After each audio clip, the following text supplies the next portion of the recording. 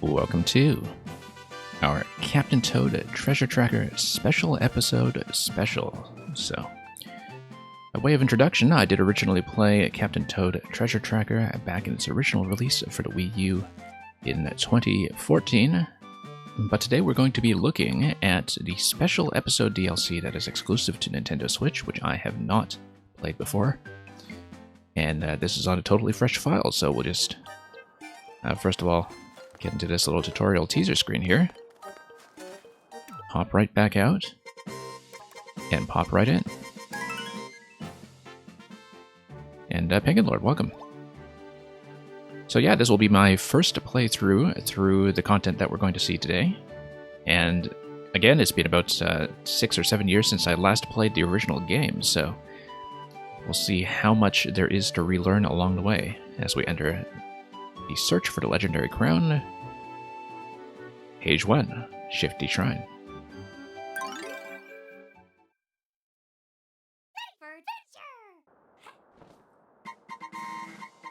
Okay, so yeah, we see that in place of the touchscreen mechanic that was originally on a Wii U, we do have instead a pointer, which I think I activate with ZR by the looks of it. Just have to get acclimatized to the controls quickly because, again, I haven't played this in ages, and it does seem like there is that minor modification just to accommodate, whoops, the screen-based play that we have here. You've been addicted to Miitopia for the past 3 days. Okay, interesting. Yeah, I did see that it had come out. I hadn't picked it up, but I had seen another Nintendo streamer I follow play quite a bit of it over the last few days, so hope you've put together some kind of dream team, Penguin Lord. I don't know who you've managed to get together for that, but anyway, let's be careful here. I stepped right into the pit because I was not watching carefully to see when these platforms would actually come together. I also don't remember if there is a dash button. I think there is. Yeah, that's right. Just Y as it is in 3D World, so same idea. Do need to dash over in order to make it here without facing certain death. Okay, that's going to be gem number 1. Let's pluck this guy out of the way. Don't know if we can throw him at anything in particular. But in the absence of some specific target, we'll just chuck him out of the way.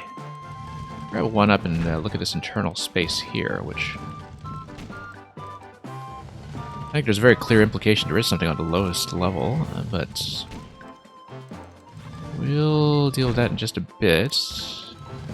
Don't know about this blue flame over here, too. That looks awfully suspicious. But anyway, we're here safely. We'll grab this. There's number 2. No sign of number 3 yet. Probably something to do with the key door.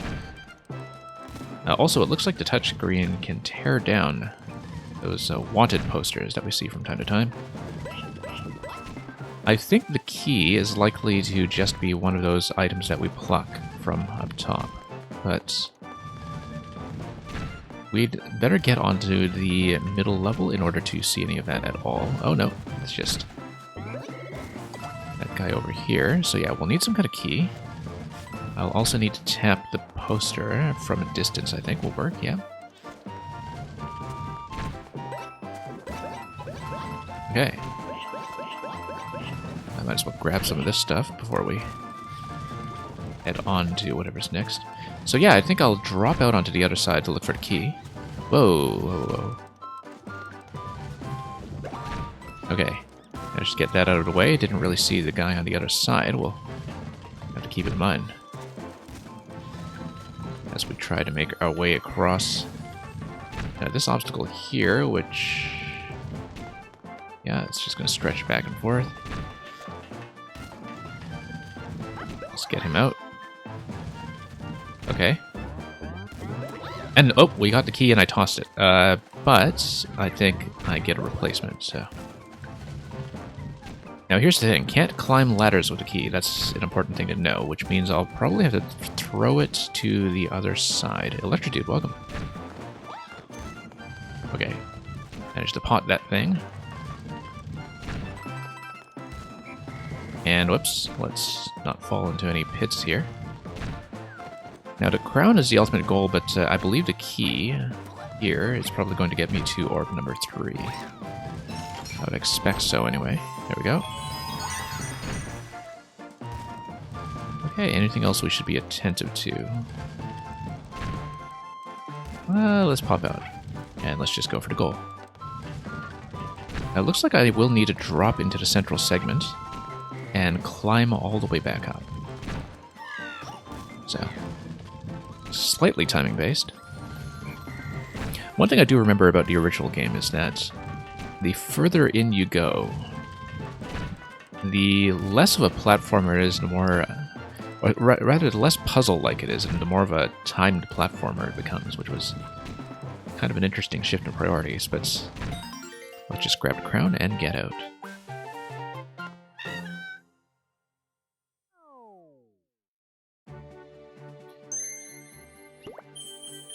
Okay, there is a bonus objective here to peel 3 posters. It usually doesn't tell you the bonus objectives until after you completed the level already. So I guess we'll decide, as we unlock the entire chapter here, whether to go for the optional stuff first or to proceed. I think I would at least like to make a stab at doing it, because I believe we found 2 posters that time. May as well come back here and go for a 3rd. So yeah, it looks like we just tap this. That's poster number 1. We found poster number 2 revealed by one of the moving platforms earlier, and it may be something similar with number 3, but we'll have to observe carefully. Okay.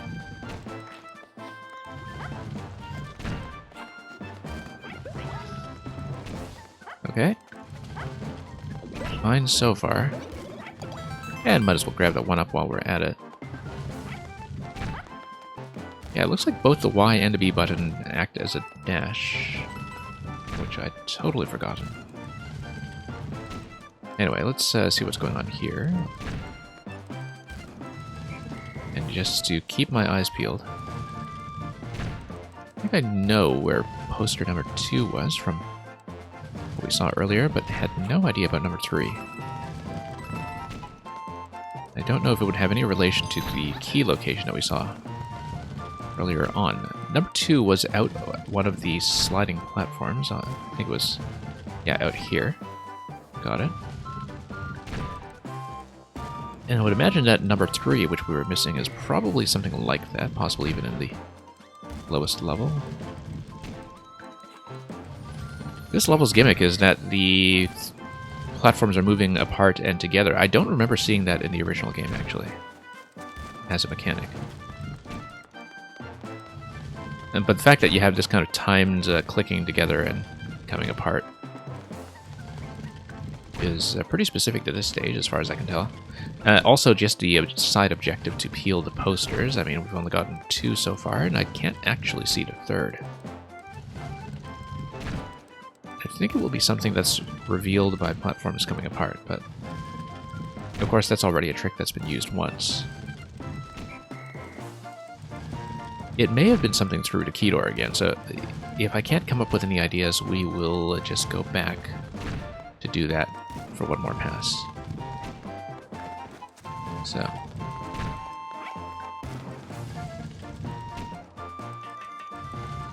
Yeah, interesting that it was kind of suspended over the pit while up on the ladder.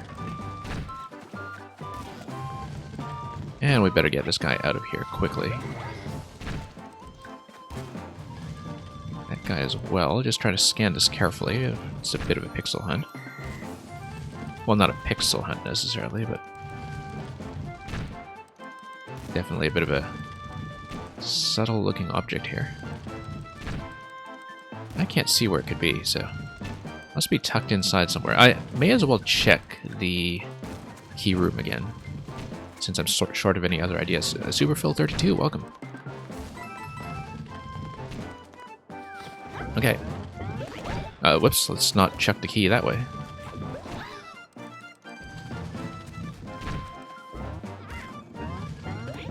Okay, back here we go. And you saw a poster, okay. Because we got 2 out of 3. I'm trying to scan around for the third one, and I do not see it yet. But we'll see. Yeah, just trying to look around very carefully. See if anything is truly buried. Oh, the key also has an expiry. Now, if you're saying that you saw the poster already, I guess it's not something buried under the key, but we'll have to look at this quite carefully to see if it's something perhaps in the interior. Yeah, just gonna watch as things come apart. Come together.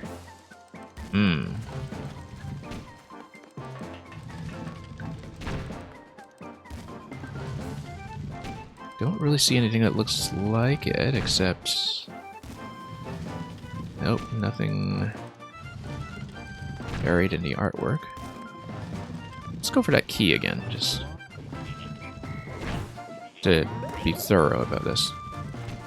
You think it's in the middle? I see it, I see it. Yeah, I was kind of looking there in that location as well, and I just didn't see it earlier. There we go. Alright, job done. Now let's actually survive.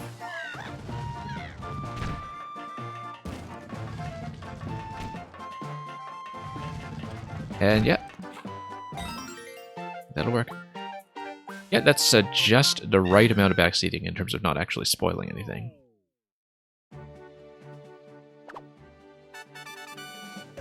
And so yeah, like I said at the beginning, before anybody came in, this is my first time through this content. This is the Switch exclusive DLC. I was not originally going to pick up this game a second time, but I practically got it for free. Due to a pricing error for an eShop code a couple of weeks ago, and so I thought, okay, great, we'll just have the DLC and I can finally get to play it. Anyway, here's number 2, Crown Capture at Mushroom Ruins.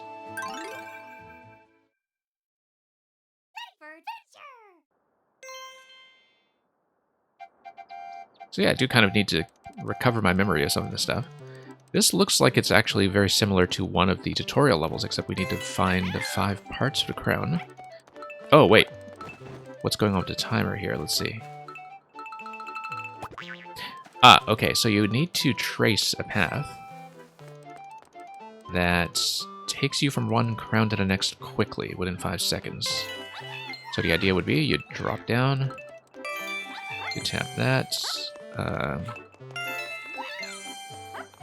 and then you can have a certain amount of time to head up over here and drop.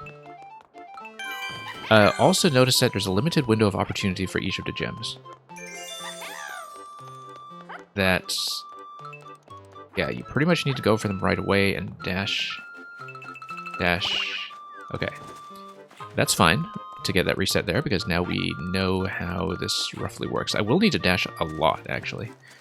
Indeed, I should switch to using L and R for the camera rotation instead of using stick, because otherwise I won't be able to go fast enough.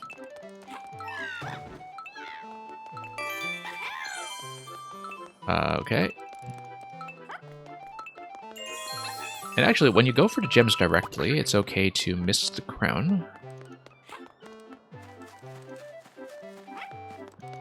Because the gems will remain in place anyway, so...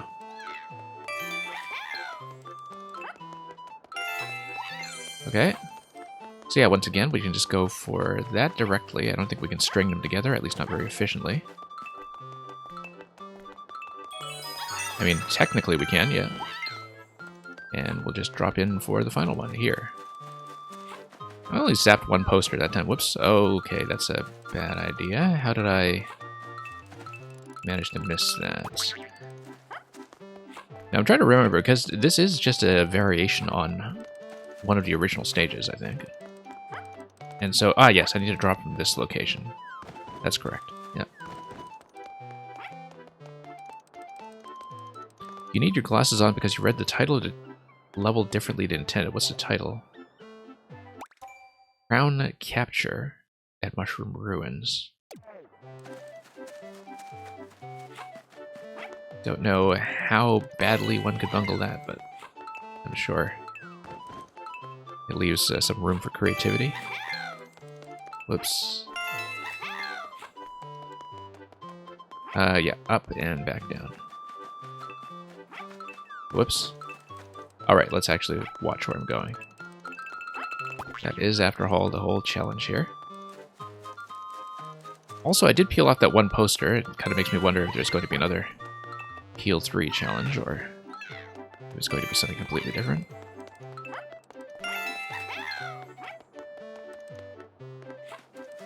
Ah, yeah, this is the part that tricked me out.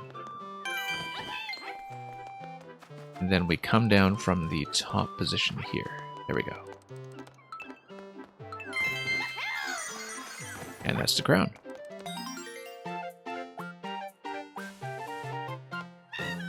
Okay, let's see what the optional objective is this time. Found a hidden golden mushroom. Okay, we did not do that. Wonder if it's something that's available temporarily. Best run, just 1 coin. Let's dive back in while it's still fresh in memory. So it could be something temporary, could be something also just in a spot I failed to check. So yeah, let's just dash around a bit. Oh, this is it. Yeah, it's right here. Okay, that's easy. Let's just take that.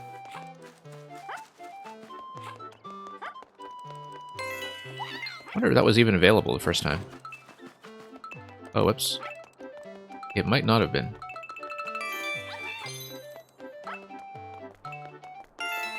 Okay. This is a significantly better angle than my approach last time. Nope.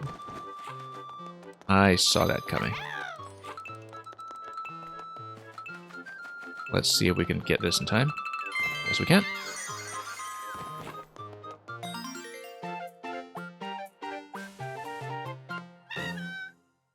Yeah, I mean, given that we won't always know... Well, I mean, we'll never know in advance what the optional objectives are going to be. I do expect to be playing everything twice. At the very least. Oh, okay. Extra page got slipped in here. Dragon's Gold Rush. Oh, let's just do it. It's a bonus. I don't know if it's just a temporary bonus. It's been so long since I played the base game. And thank you for the GG, Penguin Lord. Ah, yes. It's the bonus game. Special.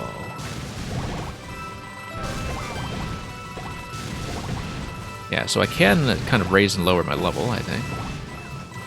My height, rather. I don't think I can actually hit the power blocks, though. That's just something for the bullet on the side to carry it by itself. And Toad's just going to cheer him on.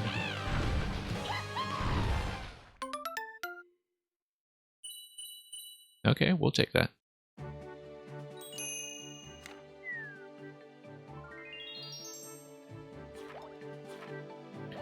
Boo spotting at Darkly Clove. Okay, let's spot some boos.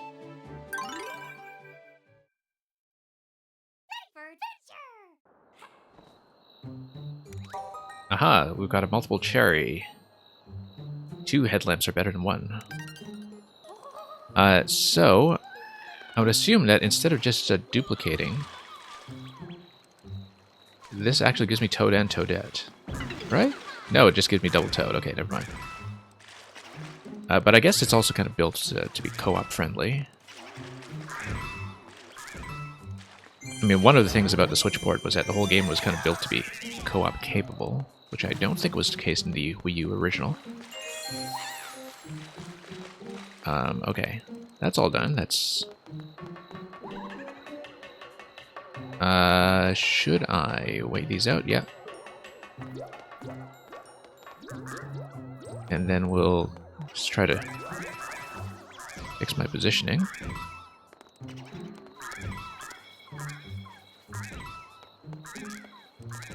Have to be rather careful here in terms of pressing against the walls to reposition myself, as you would with the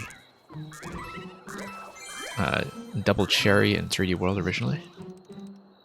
Now, it looks like I can just drop into this, but I think I need to find a better position to do it, unless I could just pick up my companion Toad and throw him. Which I would not necessarily expect. I think I need to drop in from on high, probably. Oh, no. There's actually an invisible platform if you click, so... Trap one Toad on the ladder. And let's just time our way up. And yeah, literally did good luck with the exam.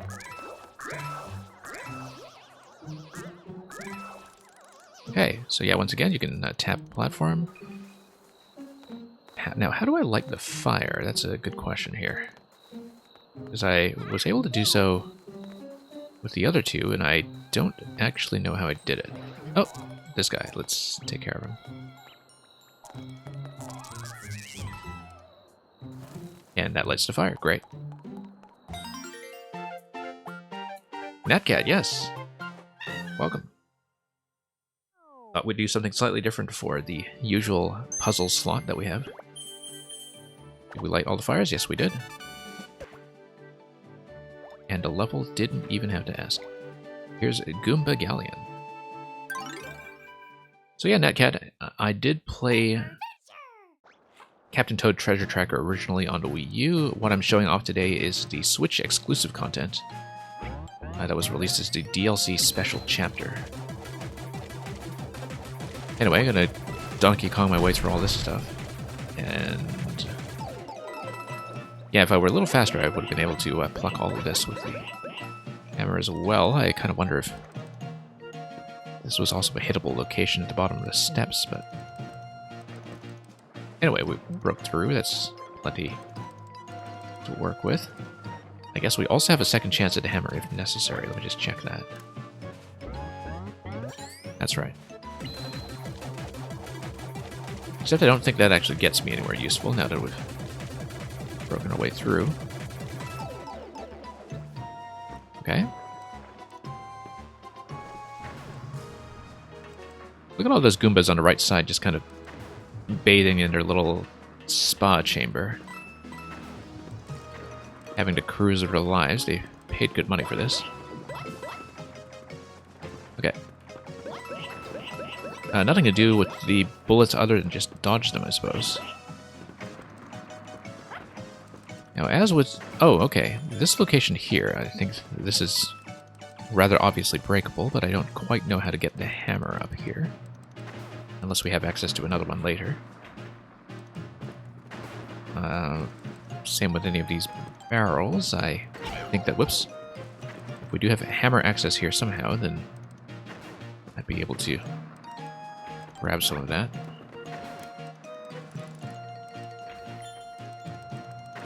I do kind of mix up the shoulder trigger inputs on this because the camera is bound to L and R, and a pointer is bound to ZR. And I keep getting them mixed up. Can I tear this? No, I guess not.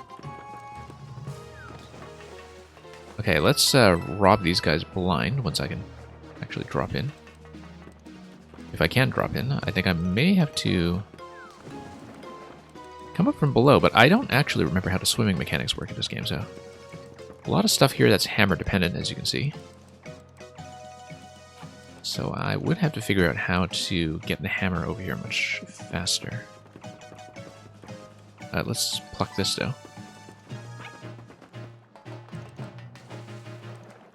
So yeah, if I can figure out how to transport a hammer up to the higher locations quickly, I would imagine that it's something like plucking a hammer down here and then going up the pipe here. And then going for it that way. But we'll have to figure that out.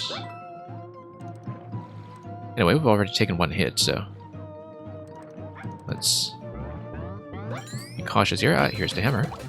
Now let's just nuke all of these guys. We do know that hammers should respawn in that location. Ah!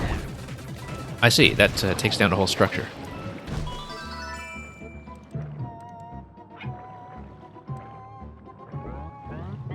Kind of neat. I hope I can actually breathe down here. I think I can. Don't see any issues with that just yet. I do wonder if it constrains me in terms of my ability to access some of the previous hammer locations now. Grakowski, welcome. Yeah, Grakowski doing a slightly different puzzle day today, as you can see. Okay, hammer does not go through the pipe. That's an important piece of information. Now, does it do anything else for me other than just removing all the remaining cheap sheeps, which may or may not be useful? Okay, not useful. Guess not, so we will drop back out the other side, I think. Oh, okay, the pipe actually seems plugged now for some reason. I don't think I can actually go through, so... Which I did not expect. Oh no, yes I can.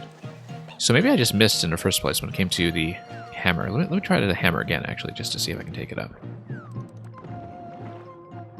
Yeah, Grakowski, I also played this game on a Wii U, but through a pricing error, I managed to get it again on Switch practically for free. And so this is the Switch exclusive DLC chapter.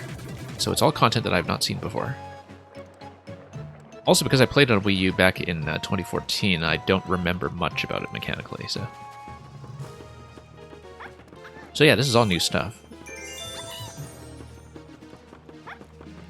Okay, we need to figure out how to get these guys out of position, perhaps. Such that I can actually whack one of them. Oh, you know what? I have access to the hammer on the original starting location, so we'll just head that way instead. Just drag the Goombas over. And, yeah, if we drag them close enough, I should be able to pluck the hammer here and whack them to my heart's content.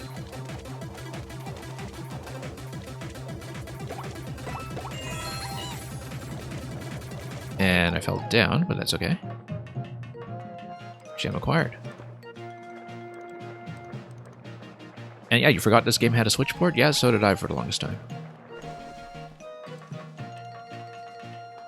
Okay, so we still need to figure out how to get the hammer into some of these upper locations. I think it's going to require some further interaction that we haven't seen just yet. Probably some additional collapsing mechanism. No. There's this over here, which looks awfully suspicious. And which will get me where? If this is a hammer... No, this is a mushroom. Okay, I just dropped out of this location. And... yeah, so I need some kind of hammer access. That would actually allow me to go upstairs. There's that Goomba stack over here that looks awfully suspicious that we haven't done anything with yet. In terms of what I can access, the next location I'm able to access is just go up the ladder up to the clear pipe. Which I think takes me over to the crown, but we don't want that yet until we know how to break the remaining optional locations. So, let's go up and do that.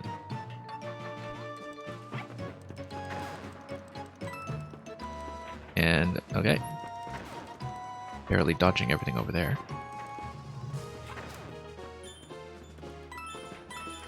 Yeah, I have to tap things every now and then just to see if we have any other buried secrets. Okay, this gives me the crown location. We don't want that yet. I do want to drop down, I think. If I can, somehow. Do so gracefully. Given that there's that whole location down here, I'm pointing out that we haven't seen just yet. I should be able to just drop like that. Nope, not quite. Not quite the position I want. Yeah, maybe if I drop down and kind of forward, if that's all possible.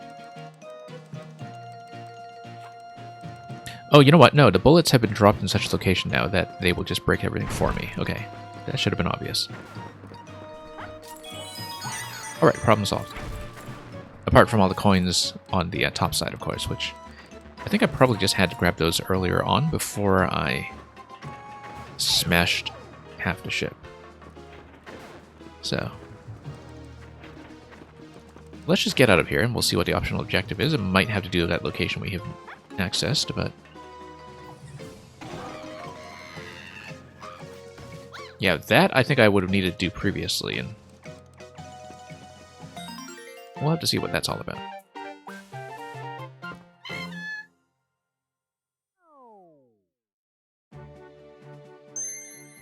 Yeah, collected 200 coins. It seems like with only 100 here, we can do significantly better. Okay, going to unlock a few additional pages, but we have been doing all of the optional objectives along the way so far, so might as well go back and try that. Yeah, it looks like it will be necessary to hit some of the locations that I had missed on first pass. And I'll have to plan around how to do that. Ah, yeah, you see a whole treasure hoard down here. That's something I missed. That would certainly get me most of the way to the goal that I had missed.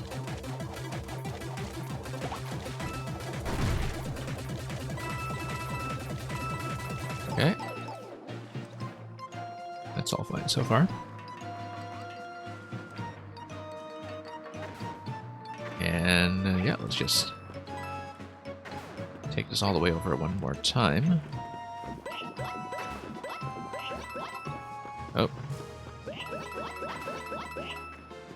And then pluck away at that.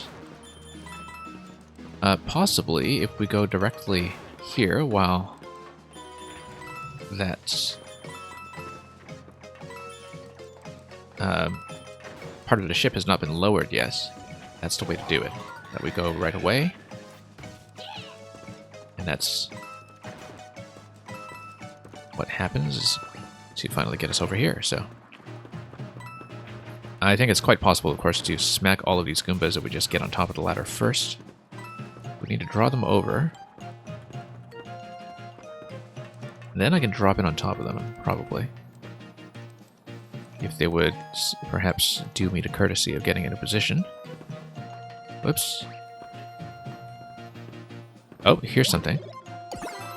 Okay, 50 coins right there. That's a significant gain. So, along with the other treasure location we saw earlier, that might be enough to work with.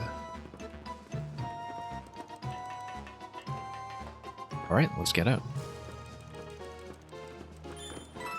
And yeah, getting coins over here. And we'll just follow the standard route down.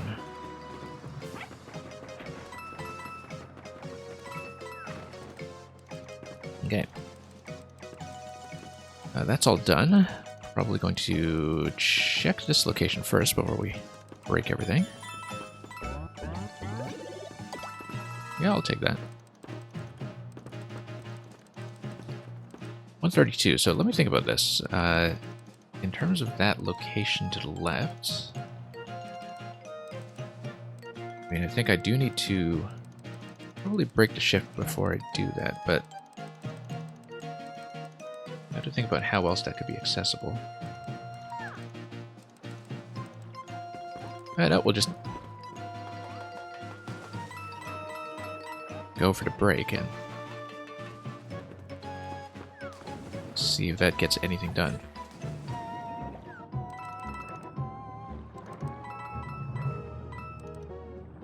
Yeah, I think that is going to be necessary in order to get the coin count where we need it to be, otherwise getting up to 200 is not really going to happen.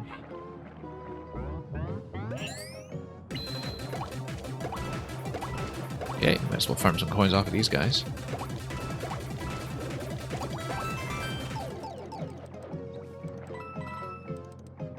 yeah, once we whack that, it's going to lower the entire left half of the level by 1 slot, and then we get into the treasure hoard over here that we just, for some reason, completely overlooked earlier on.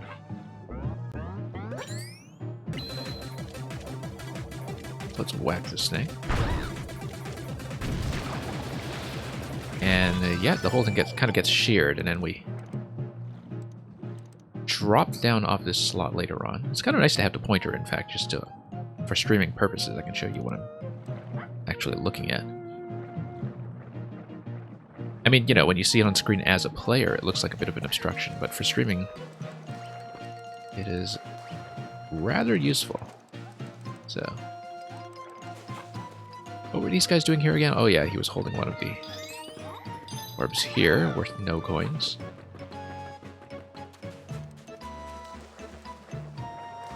So, let's just draw everything over, drop down, see if we can get over the line for 200. If we can, then we'll just get out of here directly. And just complete the level.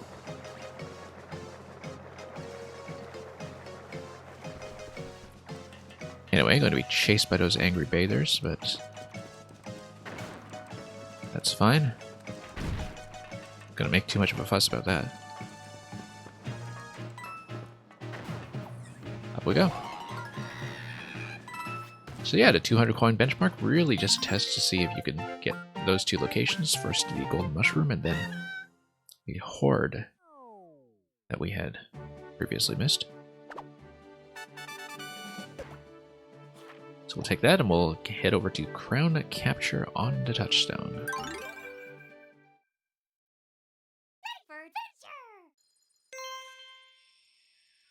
Time for adventure, apparently. Ah, yes, okay, so this is using what was originally the Wii U touchscreen mechanics, except this being designed specifically for Switch. I guess they decided to keep that. And yeah, we know how to work this thing. No tutorial required, I hope. But it's going to require a little bit of shifting here and there of these 3 pieces in order to get us to all of the right places. So, for example, you lower this. Oh, it looks like that's going to be something timed yet again, so... Oh, no. Ah, yeah, so this is back and forth. It's not up and down. This is up and down.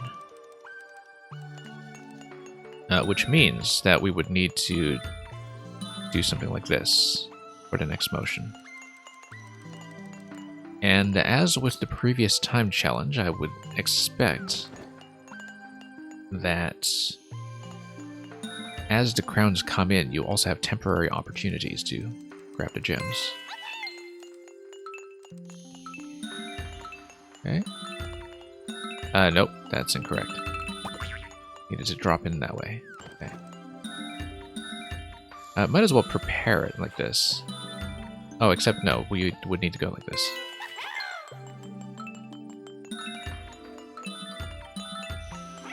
Okay. And then got the gem. Didn't actually see. Oh yeah, next crown is just downstairs. Okay.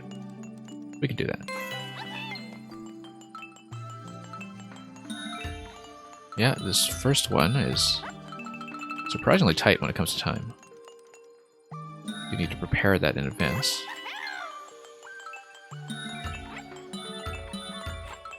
There we go. No, I just flat out missed. That would be a problem.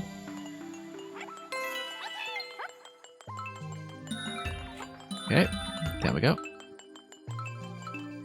I keep missing. Okay, let's actually watch my position accurately for once. Whoops. Alright. That was just an execution issue. That was also an execution issue. Let's just wait this one out again. Seems like there's actually a slightly faster path than what I'm doing. Whoops. Okay.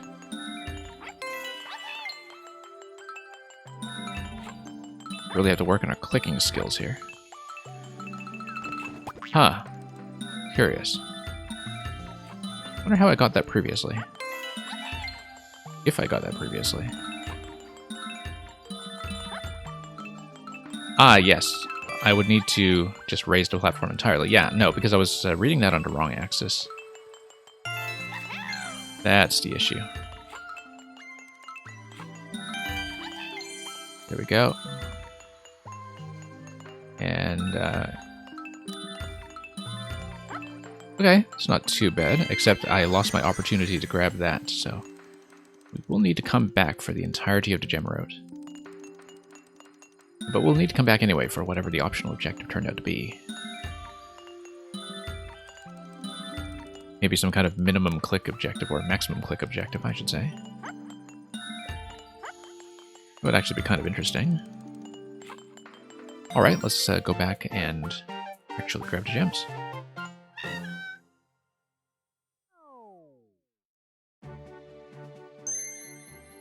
Cleared the course in 9 touches, yeah, as you can see. That's going to require a bit of precision. The priority first should be to grab the gems. I don't think I'll hit both of those conditions at once, so we'll be running this one a bit, I think. But I like the puzzle element of doing it in 9 touches. It's kind of a reminder of what I liked about Portal 1, actually, that never really came back in Portal 2, was just the kind of leaderboard for doing things with the fewest portals, right? Like, fewest steps, I think, is always a very meaningful challenge. I remember thinking that about the Box Boy games as well, in fact. That, yeah, there's clearly a more efficient way to do it just by raising the platform, in fact. So I did it way too complicated a fashion previously. Okay, let's just grab the gem here. I missed number 2, so we'll need to do this again. But let's just keep number 3 and then we'll just run it again until we get it.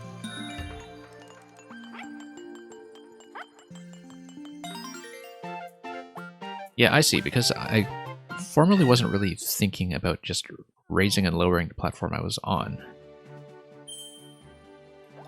for the early steps. And I was doing it in a way that was far more convoluted than it needed to be.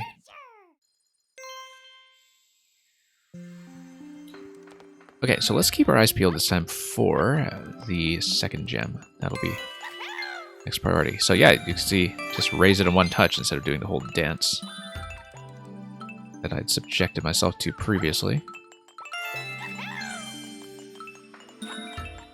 Oh, here it is. Okay.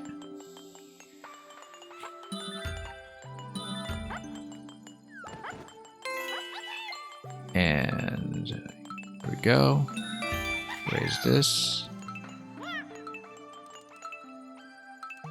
Oh yeah.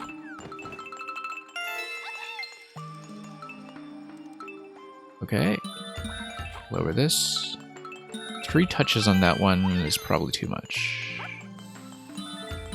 2 touches here. So it's 5 touches for the last... Well, going from number 3 to number 5. So that's the budget we're working with. Plus, of course, 1 additional touch here, so... Okay, let's redo this until we can optimize it a bit to get it down to 9. And this time I can take my time to really plan it out. Now that the gems have been accounted for. And thank you for the GG, Netcat. Okay, so that's going to be pretty much required. 1 touch here. And I think this one I can just drop into... Oh, no. Alright, let's plan this out and then we'll redo it.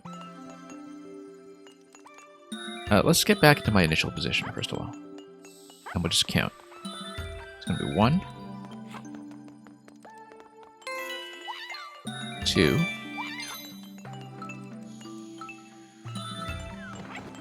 3, 4, 5, 6, 7, 8. Okay, and that's the 9-touch method. That's it. Okay, we have it. It's just I need to do it accurately. That's exactly 9. We just need to do it properly from the start. So let's just try it again.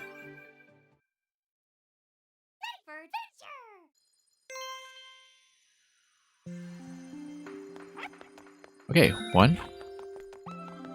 A is to be careful here. 2. 3. 4, 5. 6. 7, 8. And 9. There we go. Not so hard.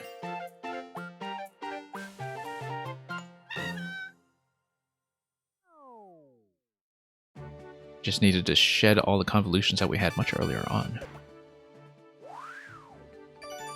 And we've got another bonus. So let's go back and see what this is all about. Oh, it's just the same thing. I don't know if we want to do that right away. Or just move on. I think I'll just move on. We've done it already, so let's see more content. We're not exactly short on lives yet. Here's Abu spotting at Shadow Den.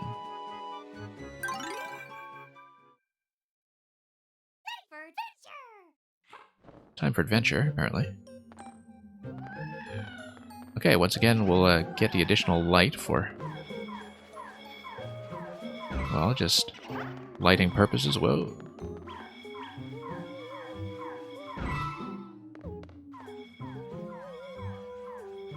Just gonna blast him in the face and light both torches. Reposition. Now, what are we dealing with here? It looks like this whole passage.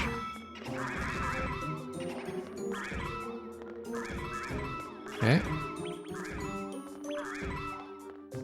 Spray down as many of these as we can. Now, it looks like there is something back here. Ah, there we go. We'll just light up the level. Also, more posters. I'll take that. Okay, let's just scrape the lower level first, just to make sure. We'll see what we can here. There's this additional location that we've not seen. Oh, whoops, looks like I lost my double. And, yeah. Not great positioning here, in fact. We took a couple of hits.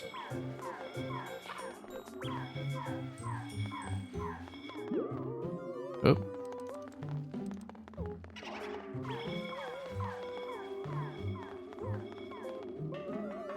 Yeah, I wasn't sure about my vertical position there, why things didn't seem to hit. Anyway, here's another poster. And yeah, Mooga, very, very spooky. Let's grab the double cherry. We do have another shot at it, so... oh. But, yeah, better to grab it now. Even if we did lose the mushroom. We definitely need that throughput. Yeah, without the double, I think I might not be able to hit all of these.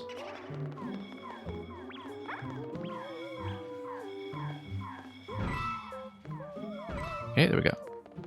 Lights on? Yeah. Yeah, it got me. That is absolutely the case. Here's another poster. We have seen no gems so far. That seems awfully suspicious. You would think that I've already missed some critical location by now.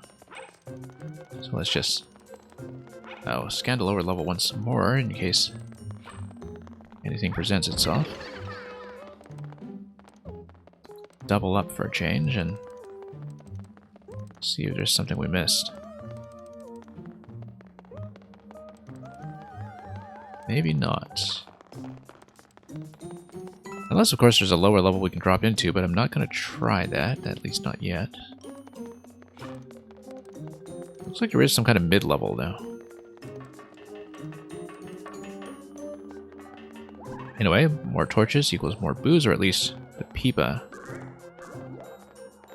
Let's reposition.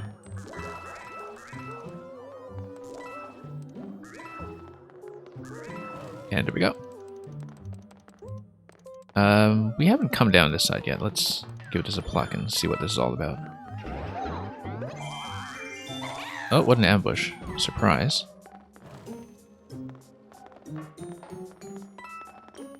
I kind of suspect that the condition in this level is going to be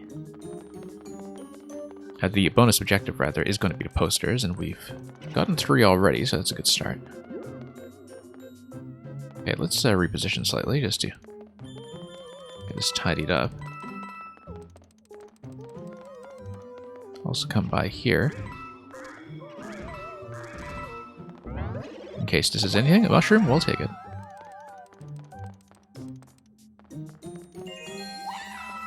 Okay, pile of money.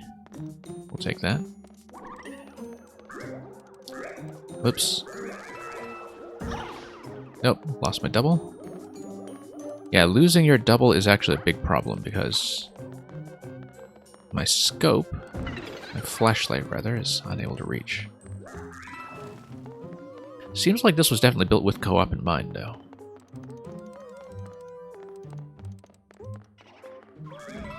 Okay. Which sort of makes sense, given that it was original to the Switch port.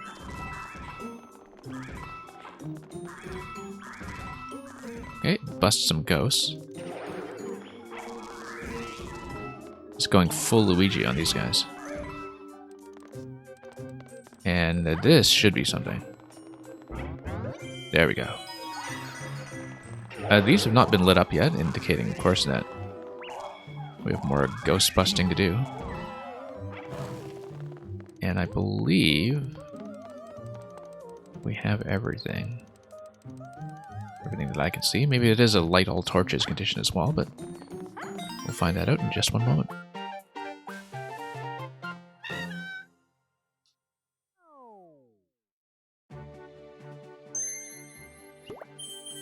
Did we light all the fires? Yes, we did.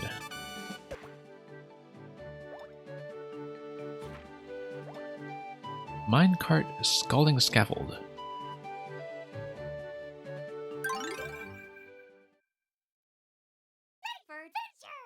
Would be kind of interesting to play this as a one-person holding 2 Joy-Cons in co-op, just to play as both characters. I'm not going to try it today, but that's a good idea for something to potentially attempt with the main game.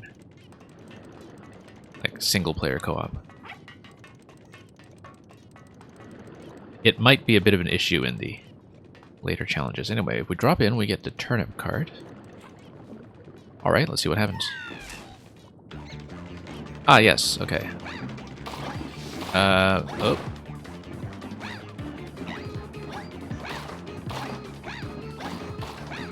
Okay, that did not go well at all. Just missing every shot here. Now, here's the unfortunate thing.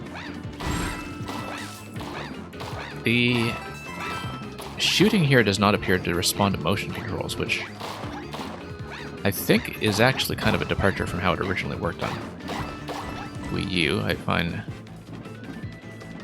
whenever Nintendo does something that doesn't have motion aiming these days, I find it very shocking. And just can't handle it at all. Both sticks seem to work, though, and that is something I should have kept in mind as we do this minecart ride. Whoops. Yeah, kind of a disaster here when it comes to aiming. I think this is going to take some work. Probably going to be some kind of coin challenge associated with this. Just given how many pows you have to hit to make that happen. Okay, I'm actually going to snipe one thing here. So, yeah, maybe not the best demonstration of our aiming ability here. Oh, yeah, you can fire at the tail of the Charvard to grab that one, which we did. Kind of nice to see Charvarg back here in his full glory. The end of a roller coaster ride. Okay, that could have gone a lot better, though. I think there probably is going to be a coin condition, and that we do need to do another pass for gem number 1 as well, so... Yeah, collect 200 coins, that's going to take some work. And a significantly greater number of POW hits. Looks like we're going to hit some kind of major midpoint. And yeah, Mamuga, I'm glad that you're going to have pleasant dreams by the looks of it. Whoops.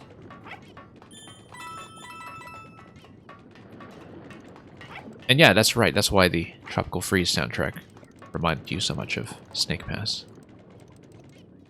Glad we got that sorted out. Alright, let's work on our aim this time. How did I know to come in expecting that we're not going to have the benefit of motion controls everywhere?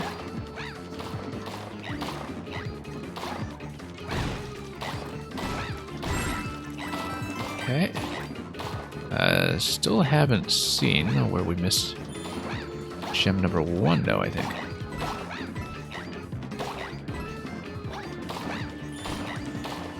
Could have been over there. Could have been over here. Ah, no, over here. Yeah, that guy just blocked me, so... Never mind, I have to not hit him in the face. Because that leads to all kinds of trouble. So yeah, we'll have to do this again. Missed my opportunity at gem number 1, but we still have a decent shot at the 200 coin count, actually, just from having hit most of the early piles. So, yeah, I just need to sweep some of these locations along the way.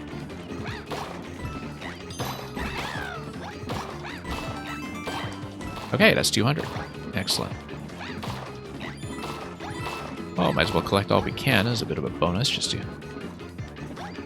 raise the score a bit.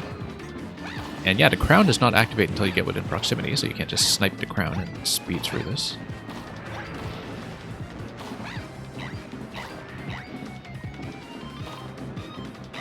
But yeah, that'll work out. Well, one more time then for gem 1.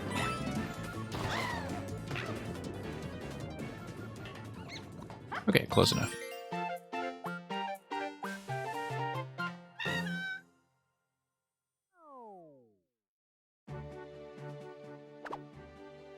Okay, managed to get 215. Let's once again go back to make sure we've got all this straightened out. Let's also not check the first turnip all the way over this time.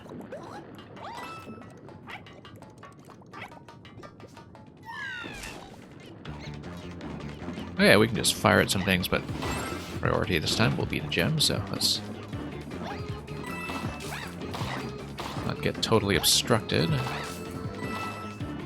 And just prepare the shot. It's going to be not this guy, but soon after. Actually, with the next one, we should, in fact, freeze him in position in a way that... Oh, kind of have access to gem over here as well, but I'm just going to miss. There we go. Good enough. And the rest is just going to be bonus coins to raise the life count in case we should happen to need it later. Everything's going to go smoothly from that point.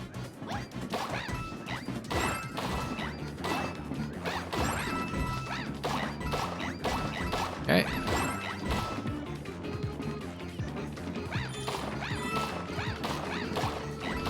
Just going to start popping up all of these. And will we make it anywhere near 200 this time? Well, not that I've been too attentive to the coins on this pass, given that I got what I came for. Seems like the answer will probably be no. Whoops. we go.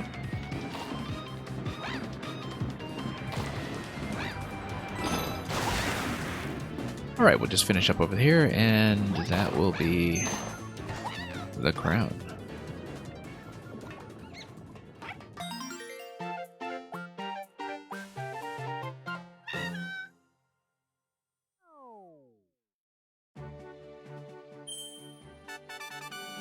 Okay, so we're going to approach the first significant landmark. Of course, there's just the same bonuses before. I think I'm fine with moving on for now. But we're going to ask ourselves, where is the crown? Well, we'll find out in the Cocoa Meltdown.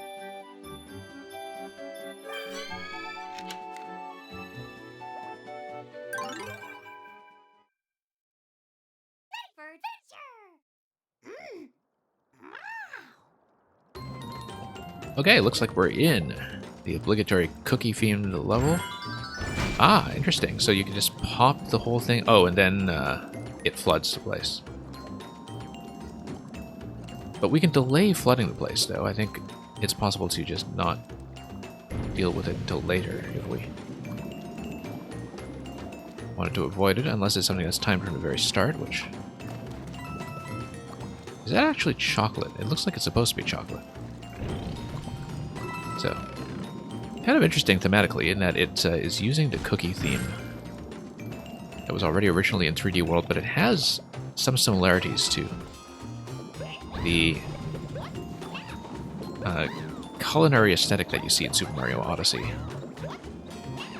With the kitchen world over there.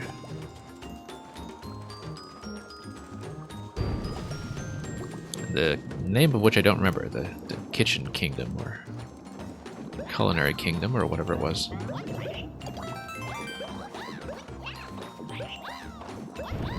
Yeah, this sort of thing usually doesn't elude me, but... Anyway. Yeah, so we can go down on this side, we can stand on top of platforms, I think, indefinitely.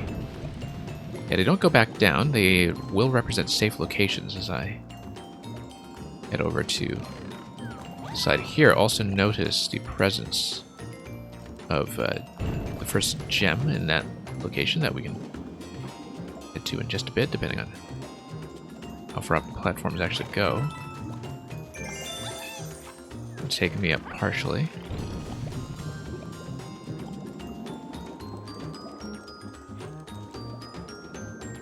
And yeah. Probably is going to be some kind of coin collection requirement for this one, but you never know. Now, given the number of turnips that we have available, it's going to be interesting to see. Yeah, given that this gem is gated off by this moving platform, I think we do actually have to throw a turnip in. That is correct. Here, I need to not run into these guys. I think the idea was supposed to be that I should smack them with a throw, but we'll do it this way. Might as well smack them all for now. And then we'll eventually go through that middle location over there.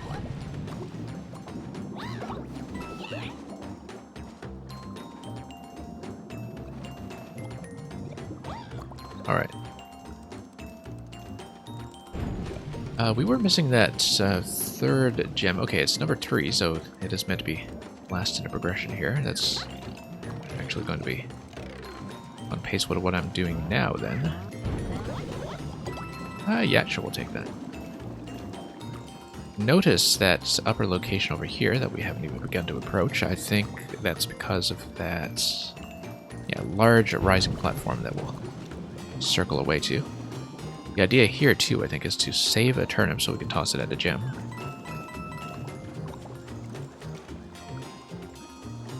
So we'll just save it in this location until we can go down slow.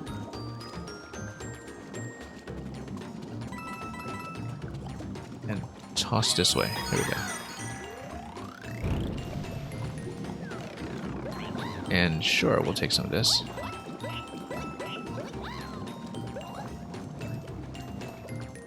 think the idea is that it will drop down towards the crown, but kind of wonder what else I could be missing here. Well, until we know the optional condition, I think I do have what I came for.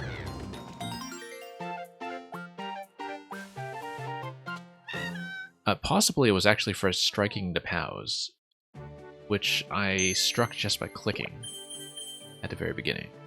Oh, found a hidden golden mushroom. Okay, so we'll have to come back here and see what that's all about. Seems like we've opened up quite a bit, actually, all the way up to number 16 when we eventually face our arch nemesis, Wingo. Quite a lot to go. Let's continue.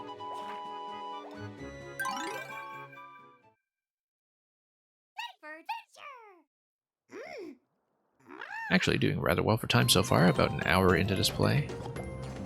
So yeah, we'll need to think about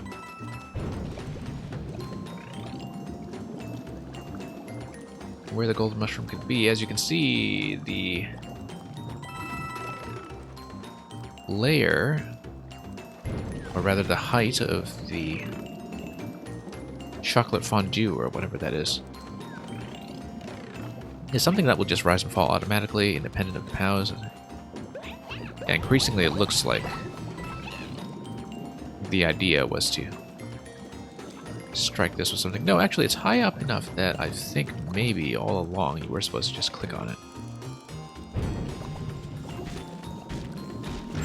Or maybe not. I think there's enough going on in terms of turnips here that you are supposed to do a turnip throw, which I didn't necessarily expect. Now, I would think, though, that the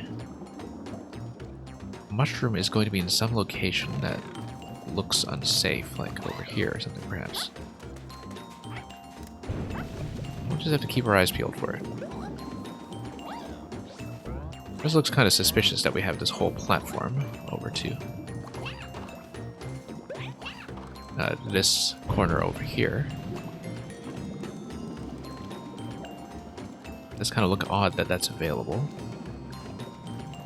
with no apparent purpose. That's okay, we'll just take it up for now. I have a sneaking suspicion that I know where the mushroom could be buried, but just kind of scoping out which locations are in fact reachable right now.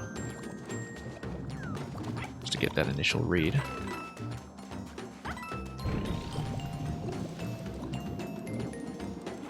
Yeah, I have to scan this fairly carefully, but obviously with the golden mushroom, you have to walk on top of the hidden location first before you can see where it is buried. And I mean, it typically will be somewhere that's reasonably suspicious to begin with. So it's not going to be totally opaque, but let's destroy some of this while we're at it.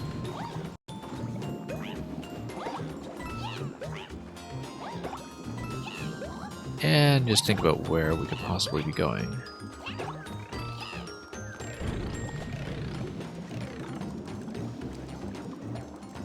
Yeah, we've checked all of this. We didn't check this location down here. That looks like something likely, in fact. Actually managing to get out of here will be a different question. Oh, it looks like I might actually be trapped. Oh, no. It just goes around. Okay. Oh, interesting. I guess that's one of the potential methods, whereas we just did that with a turnip throw much earlier. Makes me wonder what else I could possibly be missing.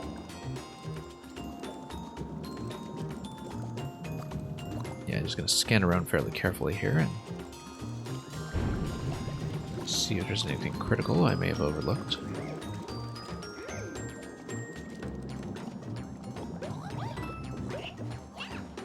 Probably want to smack this last guy, in fact.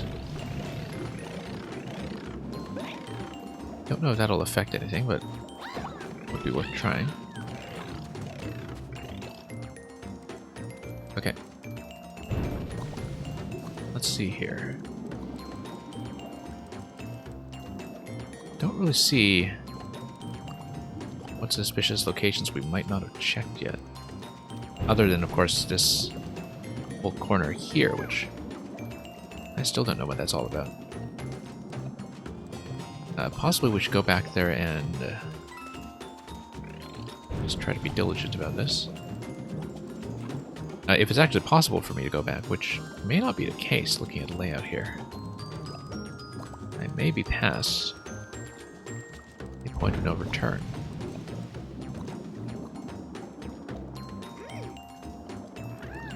But yeah, okay, we'll just head on and see if anything can be approached differently. Whoops.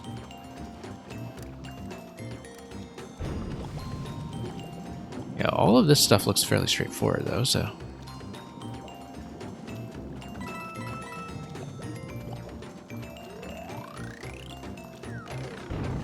But I do find some of this suspicious. You have all these turnip throws that are possible up here for very little apparent reason.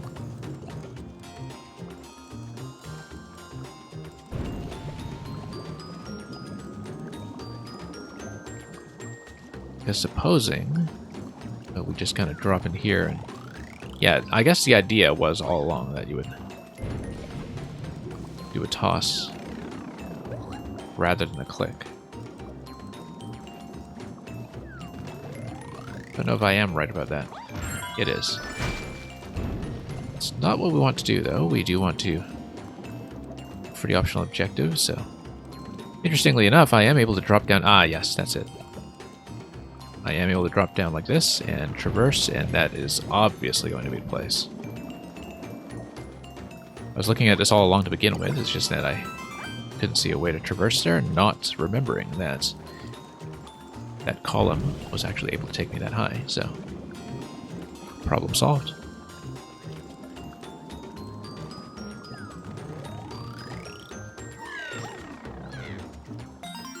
Yeah, that is the location I suspected. I'm glad that worked out.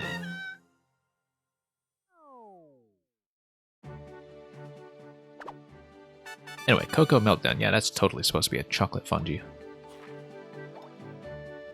Chocolate fountain.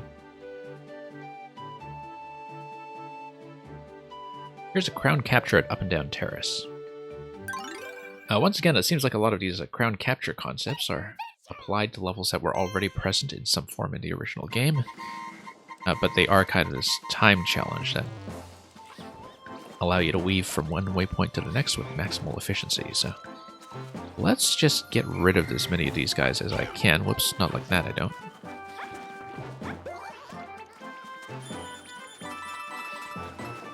Possibly even do some tossing. I could see, in fact, a possibility that the crown here is something that we do by throwing.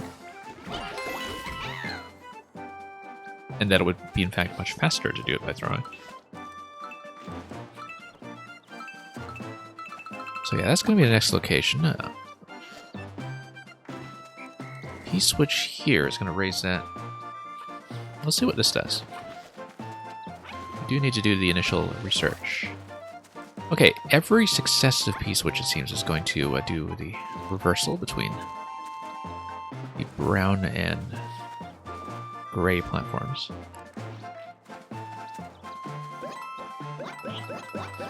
So we'll keep that in mind as we reverse our way around. Whoops.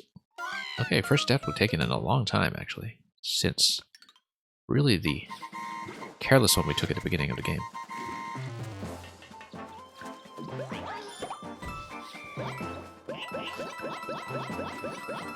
Okay, grab that.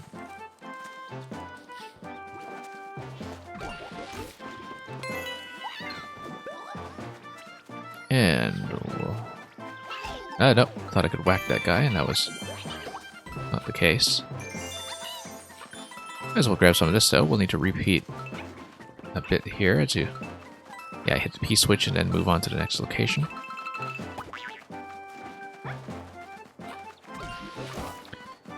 But as long as I'm reasonably careful about not taking hits, you can be in good shape. Was this a mushroom? No, that's just a 1-up. That's fine. Of course, there's the whole central column as well that we have yet to deal with.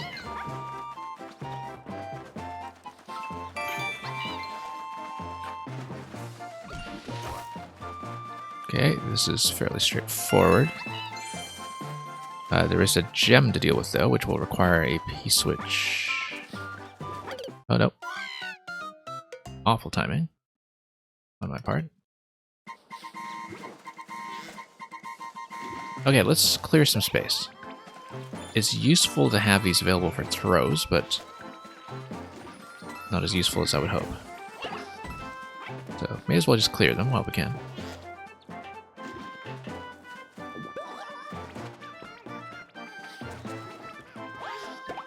And yeah, not quite reaching there.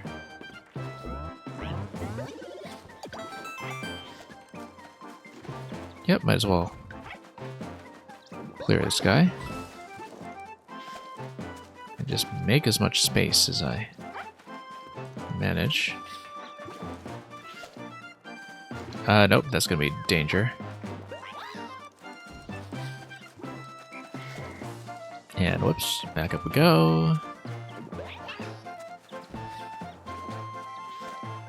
Alright. Okay, all clear. Now I can think about gems and everything else, really.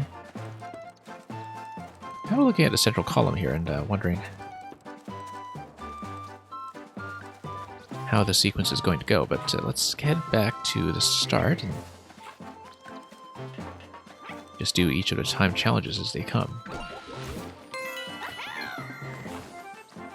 Yeah, much saner when everything is just out of the way.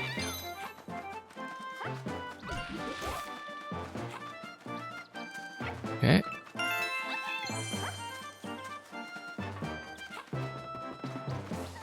And yet, dropping all of this at once. No. Should have gone for the gem first.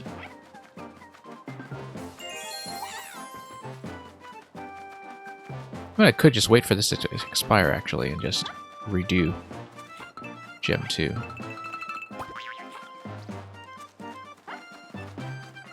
And that'll work. Not like that, it doesn't.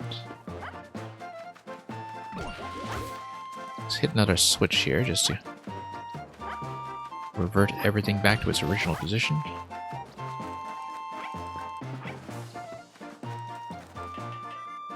And here we are.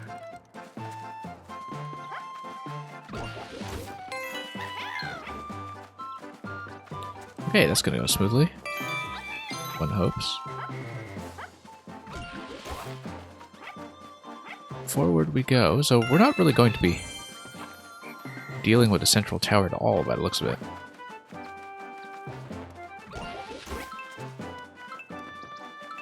I think the idea here, if you want to do it quickly, is indeed to do the toss. Toss the turnip, reach the gem, and just do everything in one smooth sequence.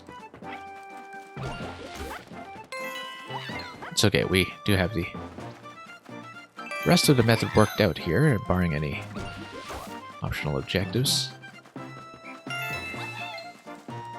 Okay. Yeah, let's... Whoops, I'll get stuck here.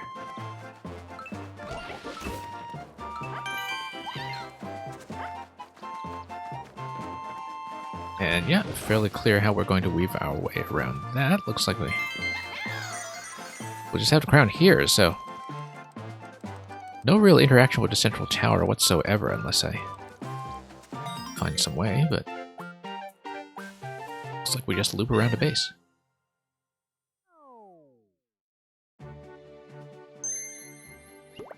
Use switches 4 times. Okay.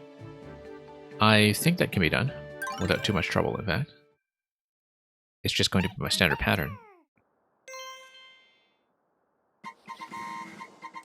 But we have to deal with the fact that I have to get rid of all these obstructions. Let's clear out everything we can ahead of time.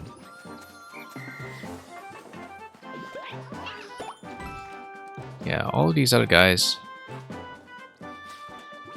as long as I have a way to get back up without changing my switch position, the more we take out, the better.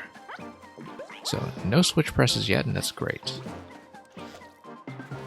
Because everything is accessible with no activations. Including this guy. Oh, whoops. Is that all? Yes. So now we go back and just stick to the original pattern. And that seems really quite straightforward. As long as we're accurate. Yeah, it's one switch. Two switch. And yeah, we just tap one at a time as we proceed, and it really seems pretty straightforward.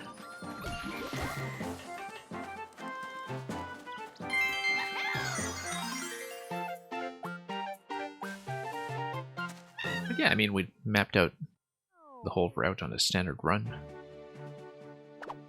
So that was no problem whatsoever.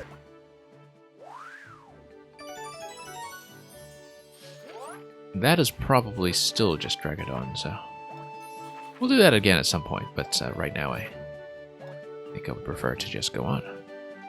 Here's a boost spotting at Shy Guy Heights.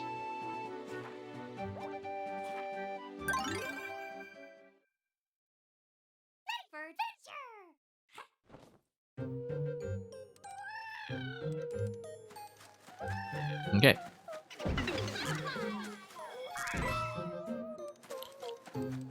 Looks like we'll probably just light up some torches again. Do need to amplify my light a little bit by stacking these two together. There we go. Okay, there's the lamp. Luckily, lots of hedges here for repositioning purposes.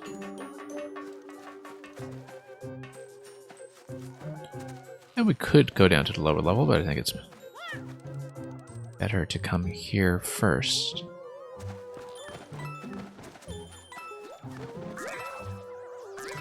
Okay, fairly straightforward.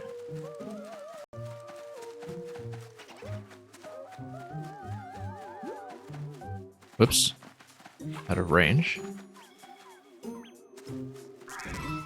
Yeah, I just need to stack these two together as much as possible. And that's only one torch, so we've got something missing here. Going to go for this, obviously. Okay, everything's set. That's number one, okay. Good, still in the expected sequence. And up we go. Cordial Snail, welcome. Good to see you around.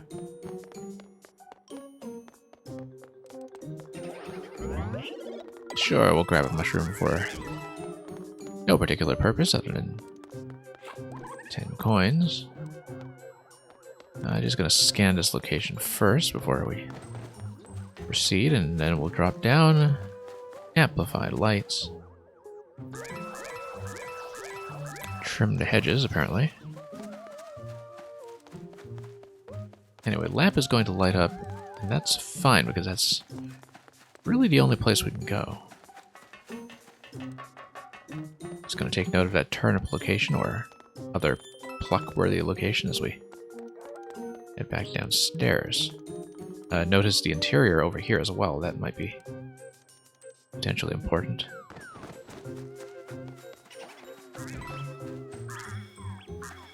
Okay, amplify.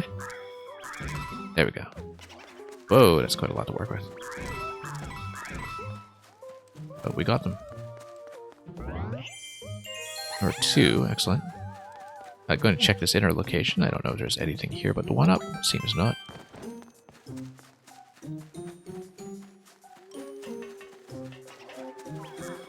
Okay, just going to clear everything out. Pretty straightforward, at least. It seems so. And we'll just keep our eyes peeled for metal torch. Looks like we'll just time our entry here such that everything gets zapped right away. Oops. Yeah, that should light up. Not going for the crown right away, obviously. We are still missing something here.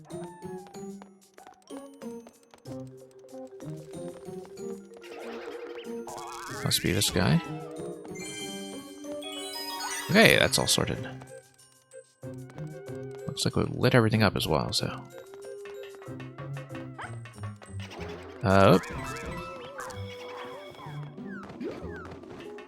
Yeah, getting stuck on the ladders is a little bit unpleasant. Do need to just regroup and reposition. Not accidentally send one down.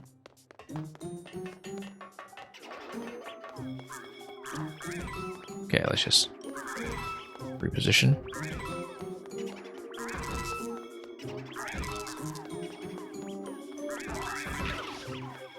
Okay, now we're kind of in trouble because I do need a double cherry to have enough reach, but luckily, very accessible.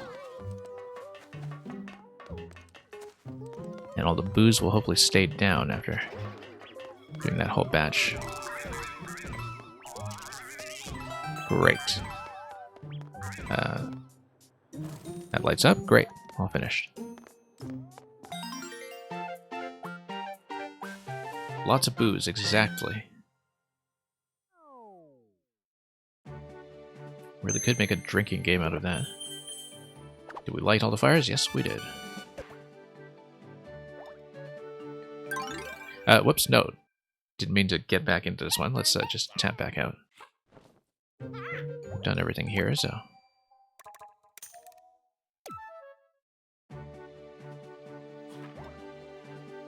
Flip panel panic. Okay, getting back into more platforming style elements, which was something I remember about the base game as well.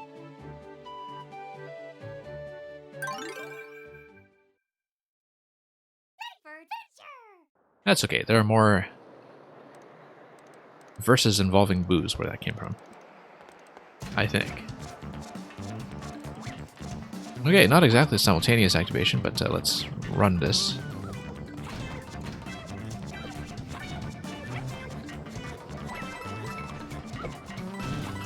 Yeah, I remember being surprised at how oriented around platforming the original game actually turned out to be. Okay. Now, what is up with these exclamation blocks that... Ah, I see. They were activated by the spike balls. That's pretty much their purpose here. Just need to stay ahead of pace. I'm still on number 1, but we did take a bit of a hit earlier from...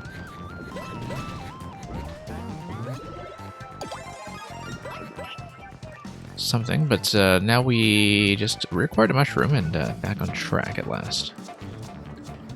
Now I have to be careful with the impromptu walls that we see. Especially when we get into locations like this one. Just have to stay ahead of pace and we should be fine.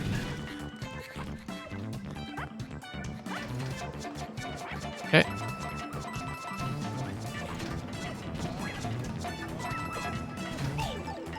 Nope. I really do have to watch my positioning here as I try to advance as far as possible. Golden mushroom, that's almost certainly going to be an optional objective, but okay, too late.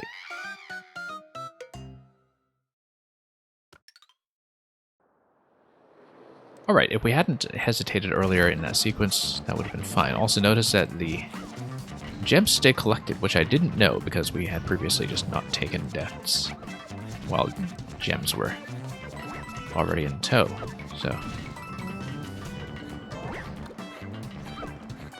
So that saves me to trouble. I never quite agree with difficulty tuning like that, where you're allowed to keep collectibles after a death.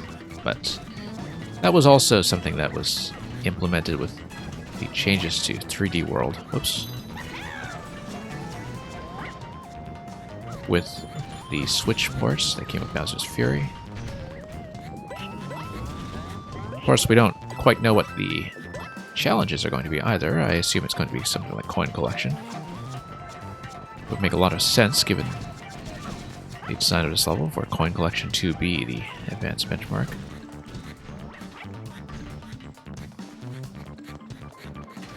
Alright. Just need to be careful about positioning here. Yeah, I think it's almost certain to be coin collection, in fact.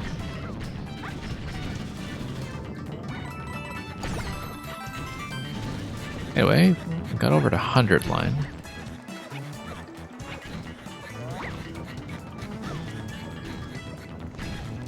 Which is just entirely a matter of being able to grab that golden mushroom.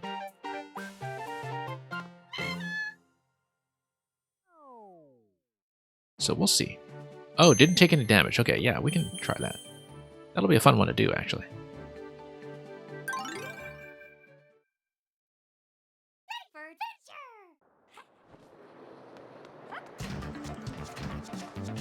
Okay, just need to be fairly cautious then.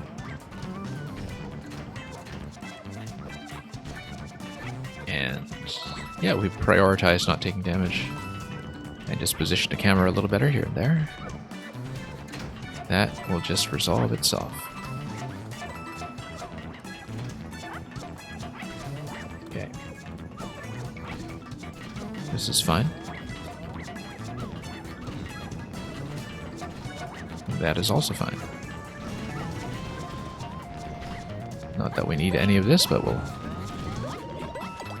take it anyway, just to prove a point, perhaps.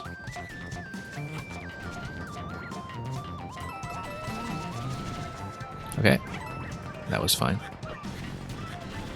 No issues here.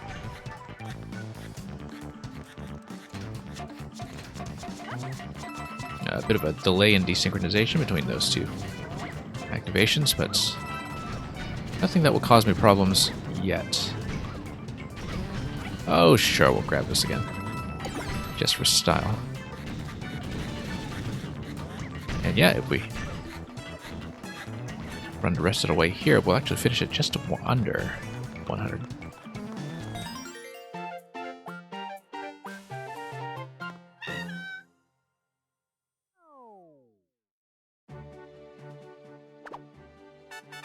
Okay, straightforward enough.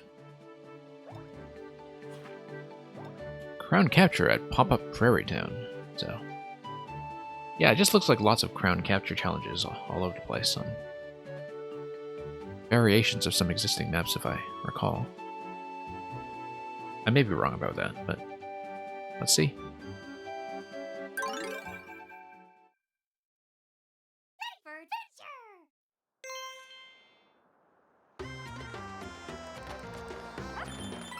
Okay. Let's do this. Yeah, so that'll be the first crown, obviously, but I do want to check some of the other locations first. Just to see what's going on down here. Looks like there is a gate. Not a gate, actually, just a window for visibility. But let's not fool around with the crowns too much yet. I do want to... Oh, we're going to get trapped if I stand around here too long, but I'm sure that I can throw something at them and get something out of the bargain. Whoops. Might as well just take them both out. Whoops, okay.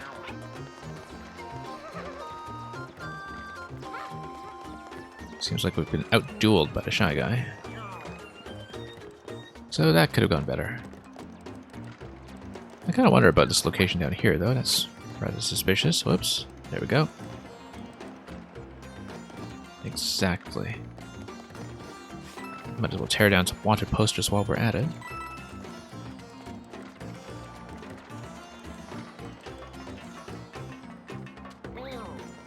And yeah, let's get out of the way. Given that I already have taken some damage here to get into the small form. Okay, very near thing over there. But we managed. I guess because this is a crown capture, that the gems will only reveal themselves when we actually traverse through the whole pattern. So let's get down here and let's try to get out of the way of this guy so I can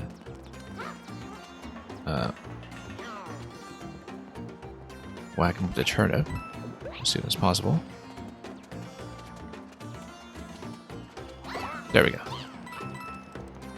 Okay, just to keep things simple, there's poster number 2.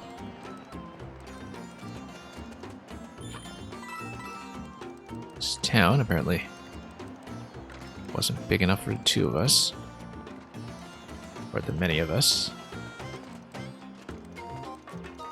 Oh, that's an interesting location down there, down to steps. I don't think I've actually gone over there yet, but like I said, nothing's going to reveal itself just yet. That might be a mushroom, though, and that would be helpful, so I want to check that. If we can figure out a way into that basement. Looks like we do see the basement entrance right here, actually, just outside this position that this guy's guarding. Also, we see another poster. So yeah, we'll see if it's a mushroom or something else. 1 up. We'll take it. Now, if only this guy would get out of the way. I think he might not be doing so. Which is kind of a problem, given that I'm small. He's completely blocking the door, in fact, so... Am I locked in here? I might be. That seems to be an odd circumstance to be trapped in. For a Nintendo game. Unless there's some way I can sneak around him, but... Oh yeah, just enough room. Alright, now let's actually play the rest of this.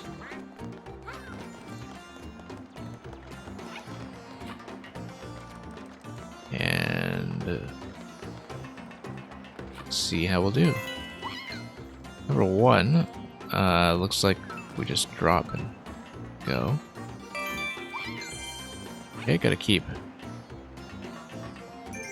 gems in mind as often as possible. I don't know if I'll make it. Yeah, there is time. Oh, missed my opportunity. Yeah, we do need to fall onto the moving platform first. Okay, now we know.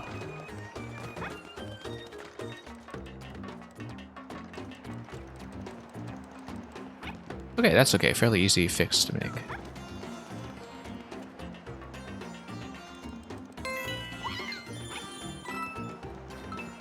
And yeah, we could have gone for more coins, but we'll do this instead.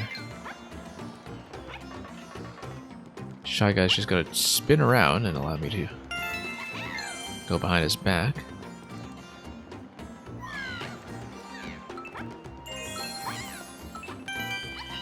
Okay. Everything's pretty visible, except... Where is the next crown? I don't actually see it. I do not see where it went. Okay. Let's do that again.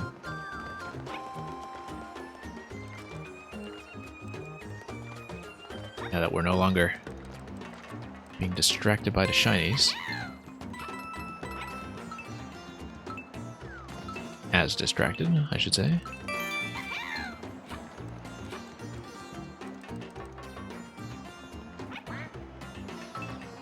Okay, just gonna go behind his back once again, and... no. Mistake. Luckily a mistake with a soft reset, not just a bottomless pit awaiting us down below. Let's just redo it.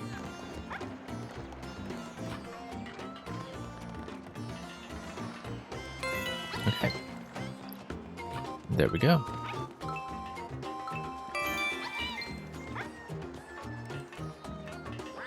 And this guy is going to give chase. No avail. Alright, we need to watch the position after this one. Ah, up there. Or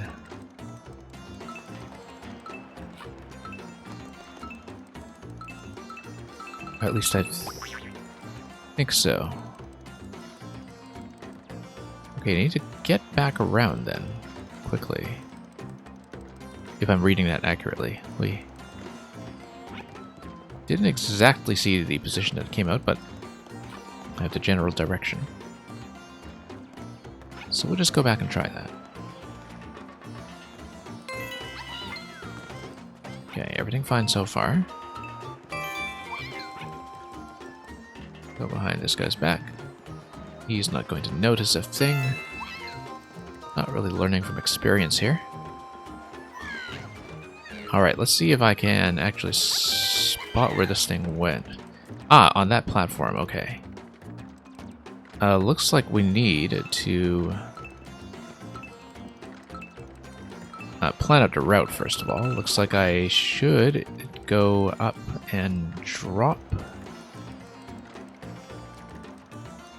Go down, rather, and drop. Okay, I know exactly where. It's going to be this location over here. We go down and drop in here, and that'll be the final one. Just took me a while to actually visualize. But assuming I don't take any hits from no longer having the mushroom, we should be out of here quickly. And then we'll be back here to find out what the optional condition is. Although if it is just a wanted posters, that would be ideal because we have that done. Whoops. Once again, same kind of mistake. Putting myself in mortal peril.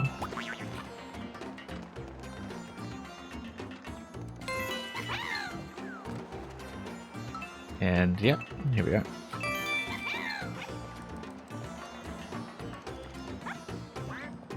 Okay, up we go. I'll wait for the next cycle. That would be advisable after some of the previous mishaps. And then we come through here. And that's going to be it. Now let's see what we missed.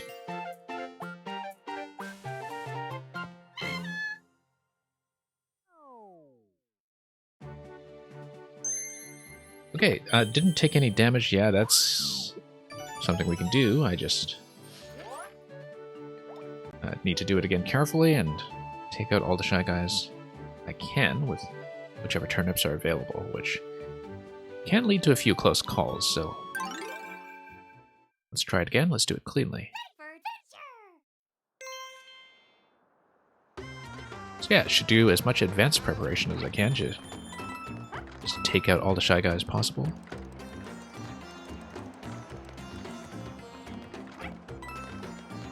I can also freeze them from time to time. That's something that could be helpful if we're aiming to do this in a slightly cheesy fashion. And then we'll just do that. Yeah, when I was playing the new Switch ported 3D World, despite the relative accessibility of being able to use the pointer to stun, I didn't really rely on it for anything. But here, for Captain Toad, I mean, I think even originally I was using it as a bit of a crutch in the post-game content of the main game, since the final level of Captain Toad in its original release was really quite something in terms of the amount of things that could go wrong. So, don't mind cheesing this a bit with the stun. That's what it's there for. Also doing this with a pointer is kind of a throwback to Mario Galaxy in many ways. This being the Switch exclusive content, of course, it was built with the pointer in mind rather than just the touchscreen only controls of the original.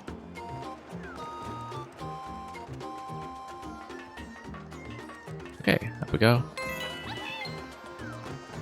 Same kind of pattern we've become quite accustomed to already. And okay, that was nearly disastrous, but nearly disastrous is still acceptable. And yeah, that's gonna be it.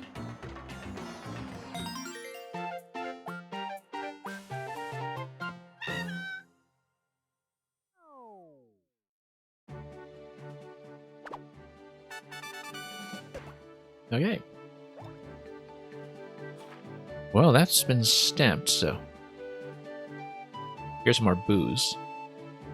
Booze spotting on the freight train. The freight train.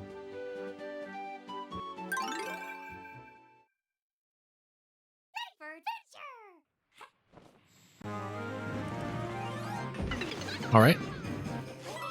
Once again, going to double cherries. Looks like if there's anything we know from precedent, probably a condition to kill everything and light out the torches. I don't know if we're technically killing the booze, given that as ghosts they are probably already in a state of certain death. But we won't think too hard about the metaphysics here. Whoops. Oh, lost a cherry. Let's...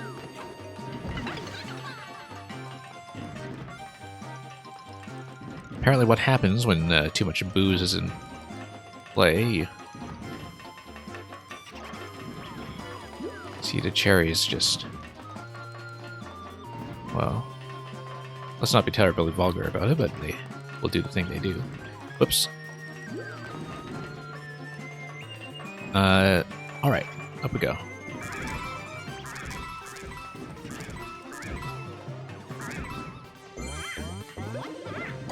Yeah, we'll take it. And back in full health.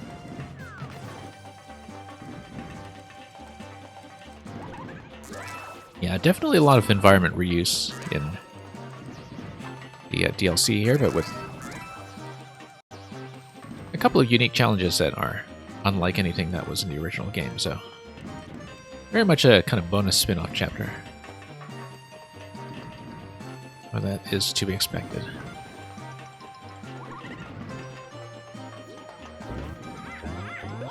Okay, having one guy stuck on a ladder is not ideal, but we'll just make sure everything gets back into position and we'll light him up.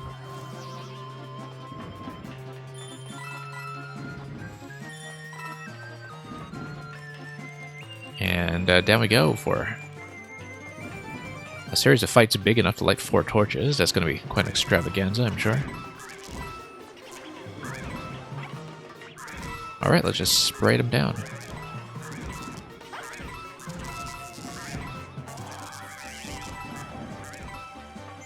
And okay, we got lots more to go. Just needed to get out of the way as they wrap around here, and everything's going to go down. All the torches are going to light up. Wonderful. Now, given that final torch there, we definitely have more coming.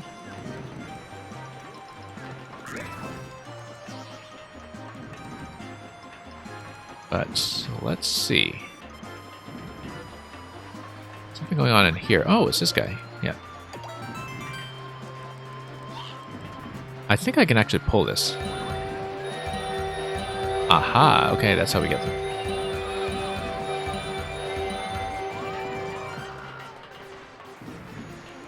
Very hard to ever get sick of that. Now, will they loop around and give me a second shot at them? Yes, they will.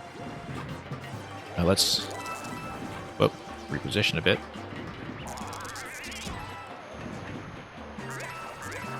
Okay.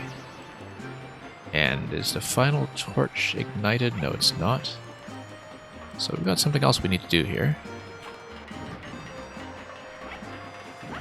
Possibly there will be some final set of boos, yeah. That's quite correct.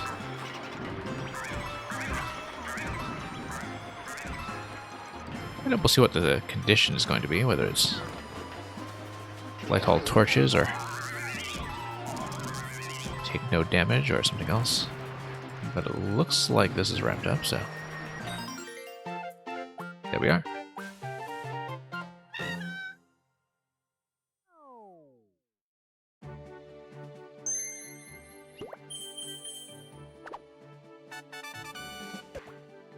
Okay, only a couple pages remaining in this volume. So let's head on to the Spinning Star Maze.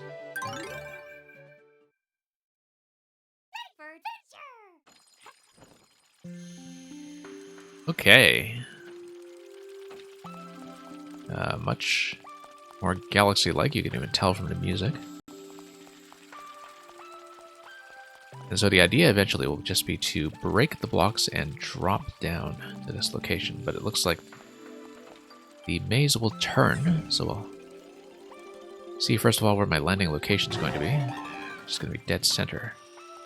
And yeah, as I walk, it's going to spin, so... very much a 3D world mechanic, in fact. Look at that pluckable location, that's very important to keep in mind. Kind of wonder if I can do some kind of drop. Probably not yet.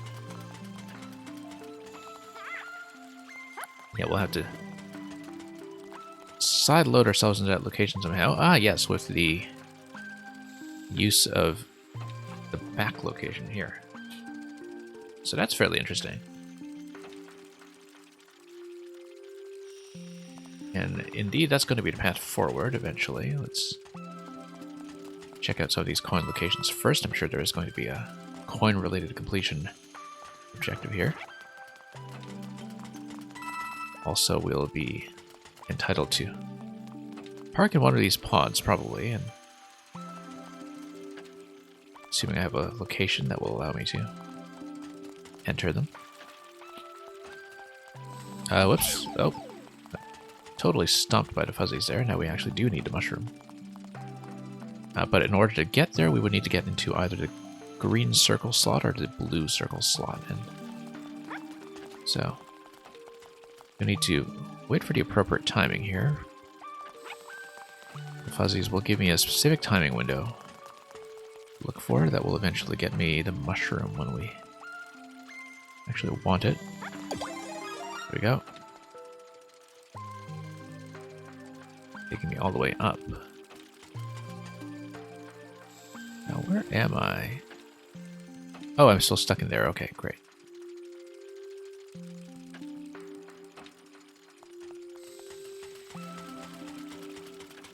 Alright, lots can happen here. Let's be mindful of that gem that's just on the left side.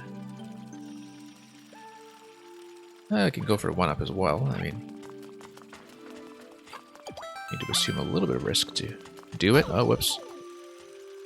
Thought I could get out of the way in time, but seems not to be the case. Yeah, as you can see, there are certain locations where you can unload to grab the gems. It looks like we would need to kind of sideload that location or come down from... Yeah. We need to get back into the red circles and exit at precisely the right location. Hammer! Yeah, we'll take it. If I can work my way back in time.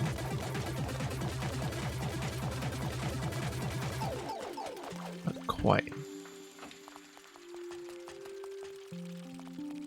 Alright, let's think about how that's going to work then. We know the hammer location.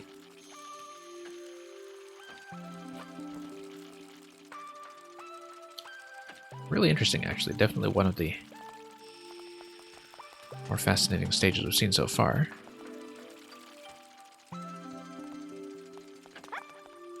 quite a lot of Captain Toad has always paid tribute to. A lot of the Mario series. I remember there being a Donkey Kong level in the original content. Where did I even go? Okay, over here.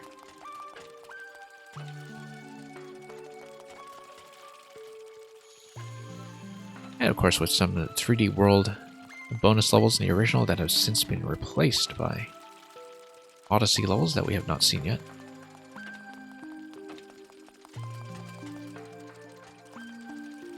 Okay, so that's exit only when you're trying to get down there from the red circles.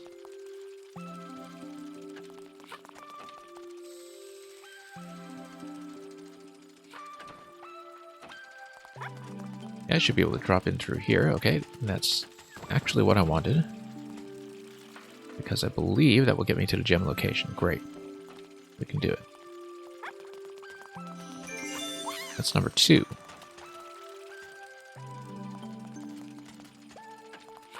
Okay. I'm going to dock in here. Yeah, I did need to exit in the top position. But we'll do that in just a moment. Oh, whoops. Did not expect that series of rotations, but sure, we'll take it.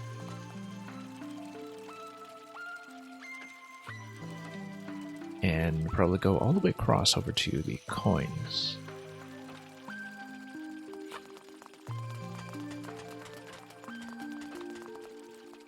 Let the fuzzies pass us by. Grab everything here. Get out of the way. Ah yes, we need the hammer in this location. Or to come in from the other side. That's just the unloading location that gets us out of the finish though, so...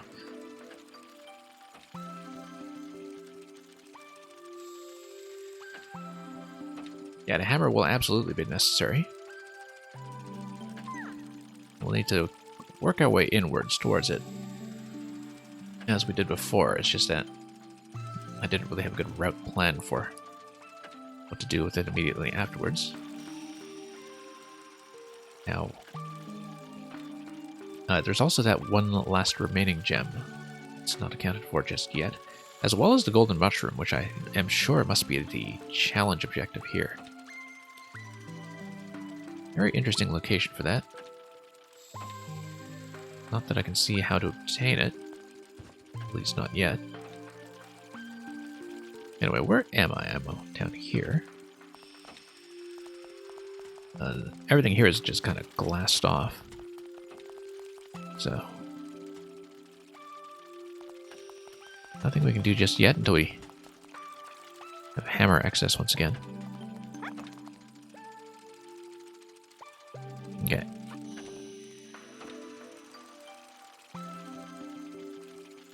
Just seeing what we can do to get onto yellow there. So yeah, we need to get into this location. That will require me to get through blue in this location. Okay, we'll just drop in out of the blue circle then. And we'll see. Oh, the rotation's going to wreak all kinds of havoc here, though. Ah, yes, here is the remaining circle. A remaining gem, I should say. That's in a tricky spot. I don't quite see the access point for that one yet, either. Just yet.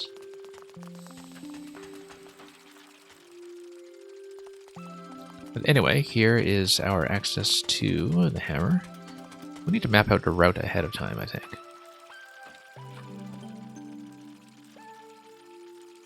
Grabbing the hammer, of course, immediately allows me to head over to these up here. I just kind of drop out on the side, head up. But I don't want to do that. Instead, I want to take it over to this location up here. So let's map this out. while holding the hammer, I kind of want to drop into this location. That's okay, it just means that before we hit, we need to transfer my way up. Down through this slot here.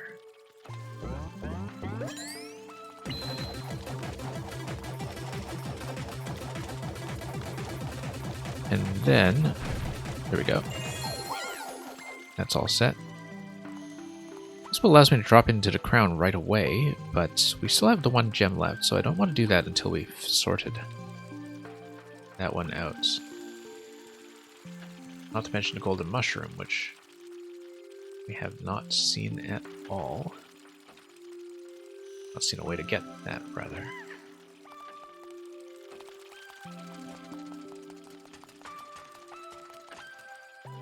Yeah, golden mushroom all the way up to here.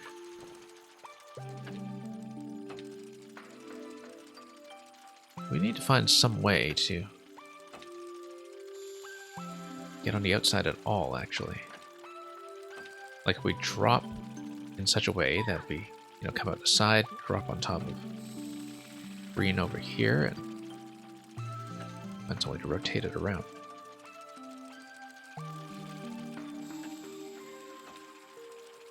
Okay, so.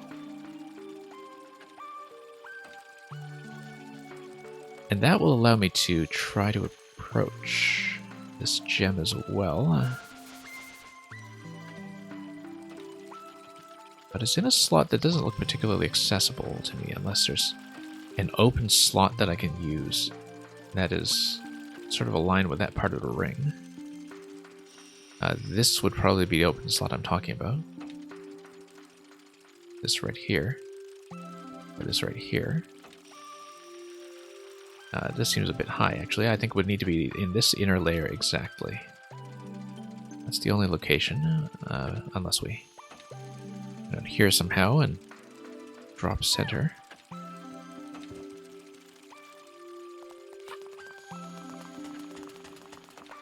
So let's just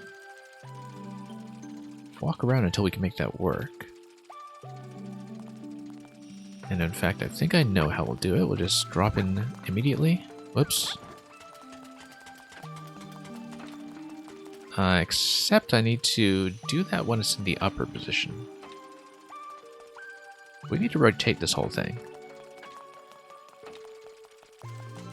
Whoops. Okay, that was a mistake. That's a huge progress reset, in fact. Might as well scan this lower area, by the way. In case anything interesting should present itself, but... Of course, the gems acquired stay acquired. So we'll think about this, see if we can somehow make it across. And over here, perhaps, when it's still in a top position. I think it would require me to find a way to rotate the bottom level when we're sitting, say, in this location here. I think that actually would be the way to do it, in fact.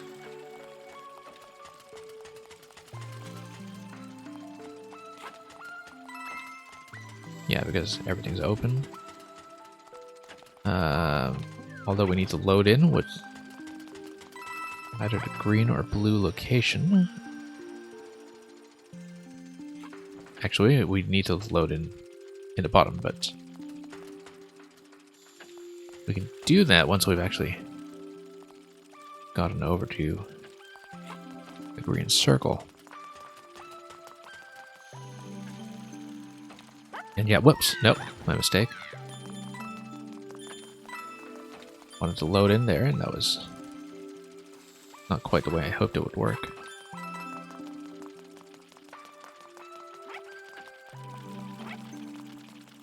Okay, through we go.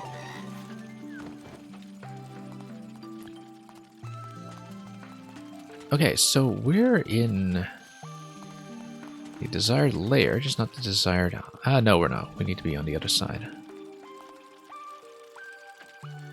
And we need to rotate Yeah, the yellow layer accordingly, such that this part is on top. So I'm supposed to get here on the bottom. Just need to recreate my previous method for doing so.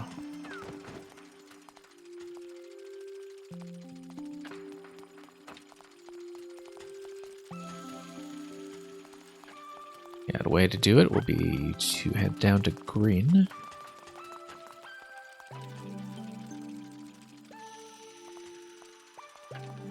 Yeah, might as well just grab the mushroom immediately. So here's how we're going to do it. Pop out here. Oh, no, not quite.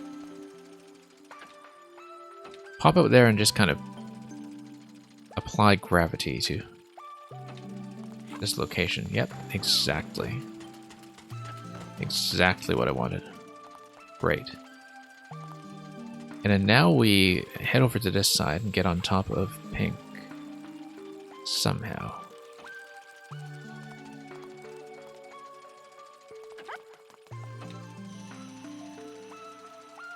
Okay, don't want to press this too much here. The other thing I could do, actually, is just drop out immediately. If I drop out immediately, then at least that layer stays in position. If it stays in position, then everything is in fact going to be fine. Because I've done the rotation I wanted.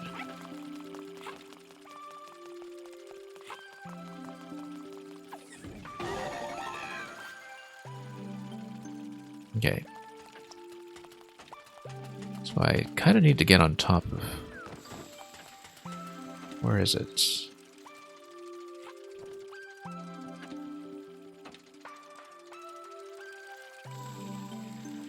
Yeah, rotating this in such a way that the gem is going to match up.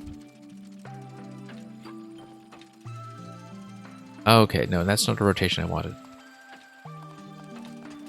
Right, because we're in this piece that is, I think, actually locked to both sides. Or rather, no, well, I mean the whole thing rotates. It's a whole one dial rather than two separate layers, I think. And so that was the mistaken of thinking. That was kind of treating them as independent layers for some reason, in spite of the fact that they're clearly not. But they do move in tandem.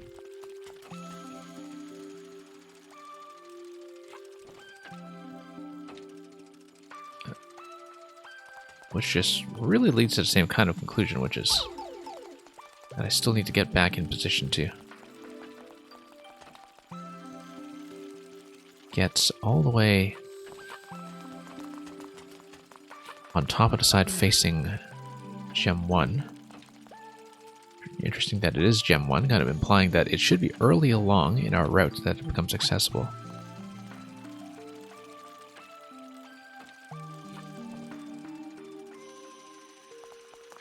Alright, let's just flip this.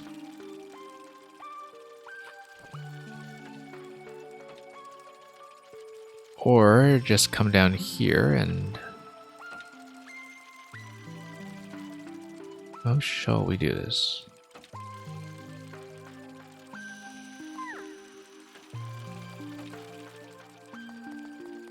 Yeah, I'm actually stuck here against the middle section. Yeah, because if that's half obstruction there, we can't actually transfer over when the blue is on the top side, only when it's on the bottom. Does allow me to grab the one up at least, but we'll move into the inner layer and probably just go around this way. Yeah, okay. I made it more complicated than necessary, perhaps. Here's the hammer already, it's just that the pathway over to Gem 1 remains unclear. And for that matter, the pathway to the mushroom. Well, if Gem... one is going to be there, and the pieces are moving dependently. Then we need to think about what the entrance will be to it. I'm thinking about it the wrong way entirely, I believe.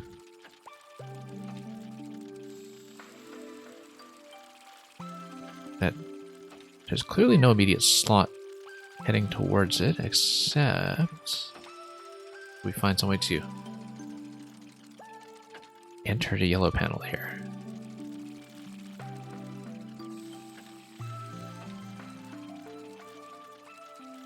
Curious. Or find some way to have the initial cannon shot actually line up. Oh. Looks like I am in fact supposed to just fire into this thing, and perhaps all there is to it.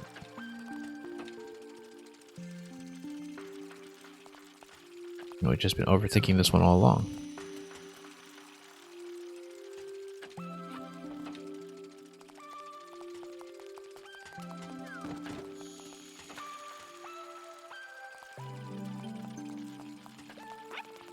Okay. Well, let's try something slightly different.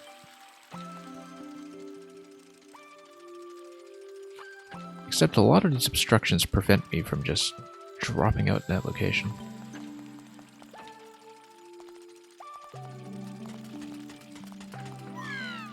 Okay, so let's say we drop out here. And let's say we fire back in. Now, firing is always going to take me to the center there, but I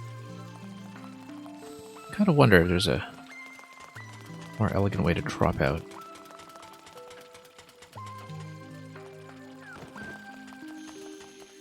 Maybe slide along the surface on the outside. Seems inelegant, though. I think we're missing something with the first one here.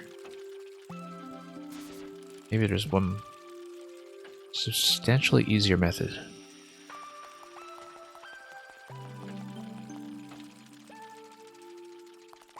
But I don't see how it's accessible at all except from the outside.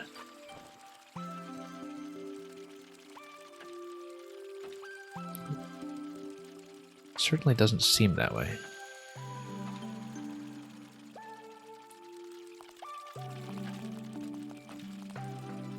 I think I probably just need to drop into it from the central position.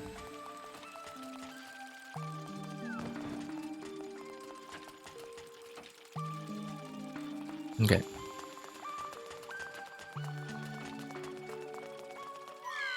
Because let's say we rotate everything this way and then choose to fire center. Let's track the landing location here.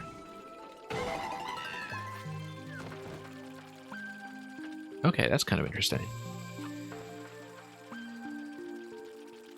Yeah, it is going to shoot you dead center and then drop you accordingly, which means that if you pre-rotate the structure,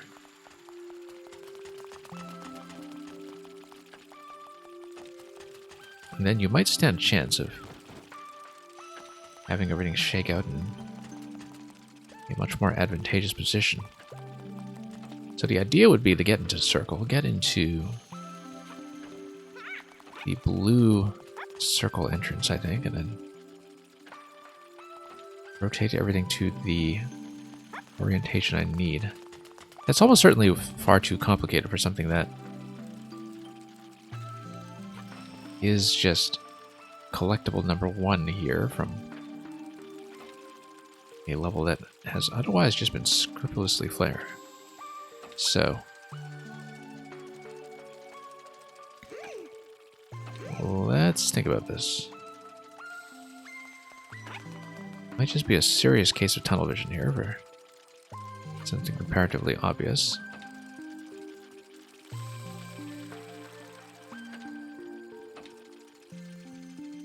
And yeah.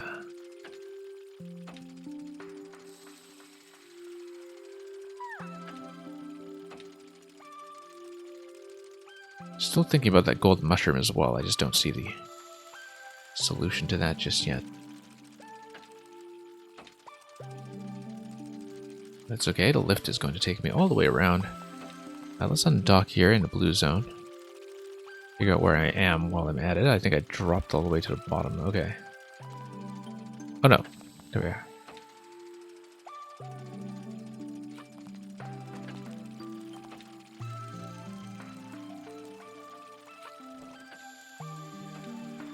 Yeah, because what if I just... Oh, not like that. I was hoping to find a way to just drop into this guy.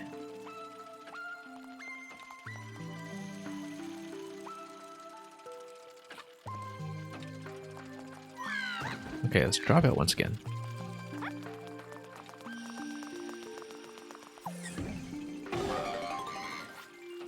And maybe just find a way to drop in over there. It does seem like an extremely strange placement. It looks like it's kind of supposed to be hollow going in. But I don't see any entrance that would take me there.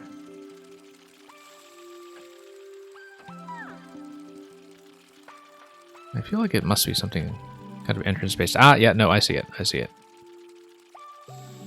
It's the slot right here. We were looking for this forever, and that's actually exactly where it's going to be.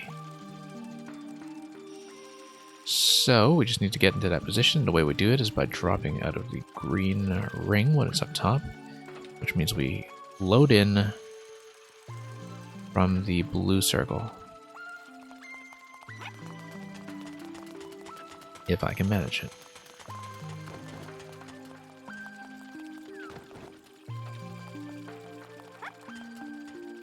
Seems like the way to do it would be to load in from green first, and load in from blue, and then drop blue down to the bottom with the rotation. Okay, up we go.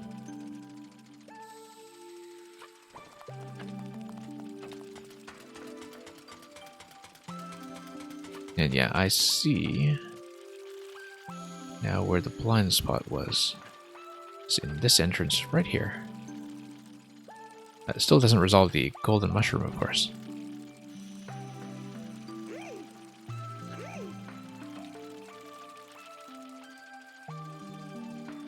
Okay, now everything's rotated.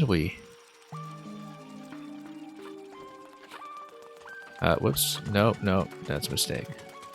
Thought I'd be able to go through.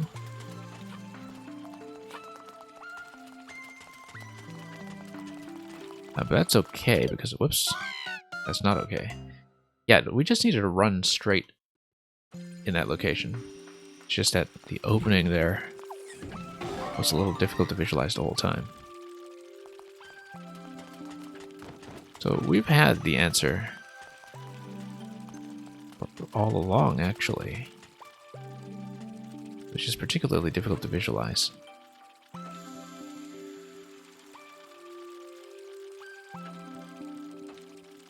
Yeah, because it does require that I pay attention to some of the artwork here.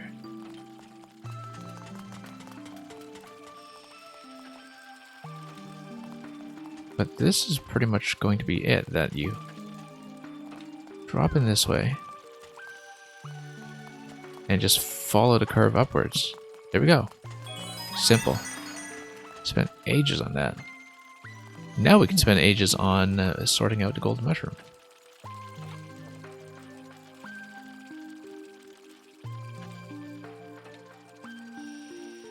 So that's going to be interesting. I clearly do need to rotate everything. Well, if I get into the top position, rotating back to the golden mushroom can be done. Like if I drop on top of here or something and then just run it. By the way,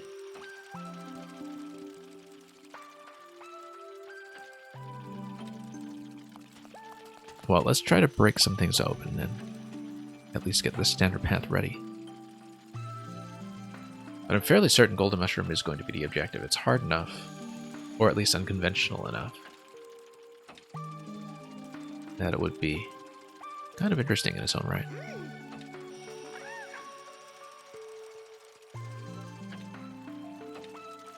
Yeah, because it looks like I really do need to pop out of here first.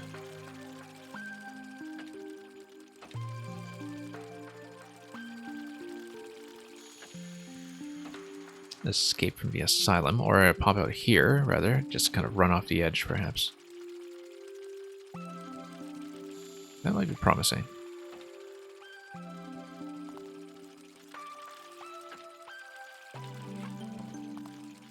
Okay, in that case, let's head over to green.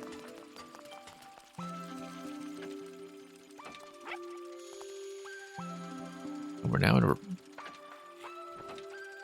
decently advantageous situation where I rotate around and get into the top slot here. I think, and then just hoping to run around before dropping out. It's not quite it. I think I do need to get into the blue ring, in fact. Although getting into the blue ring would also have this in a lower position. So maybe not. Maybe we just need a different green ring position than the one I was using previously. Something that's not quite at that point of equilibrium at the bottom. Or we could do that. That works too, in its own fashion.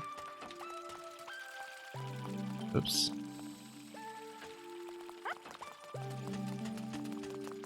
Okay, through here.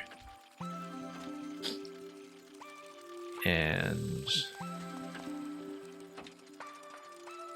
how do we get out? Yeah, not enough for rotation here, that's the issue. I want to push everything just a little farther. Because the idea is to get here, but to have this whole angle kind of out a little bit. Whoops, okay, that works. It's not going to stick, though.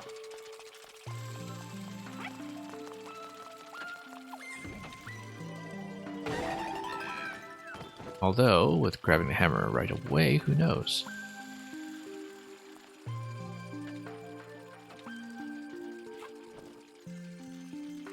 Yeah, grabbing the hammer allows me to blow through here and then complete the final objective, but then I need to think about how accessible that golden mushroom is going to be. I'm going to be running around like that.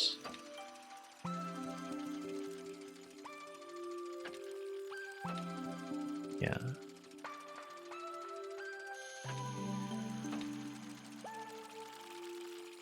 Anyway, let's just run it.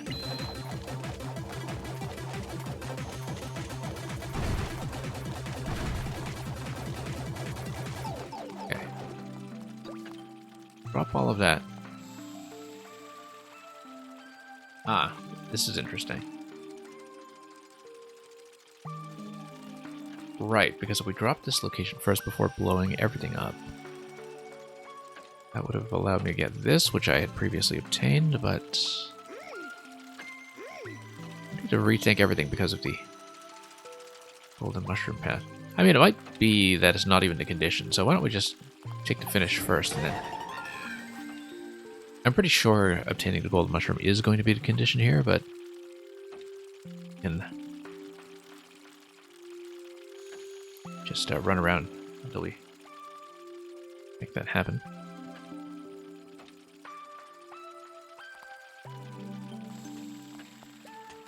Yeah. We need to find some way to rotate into it.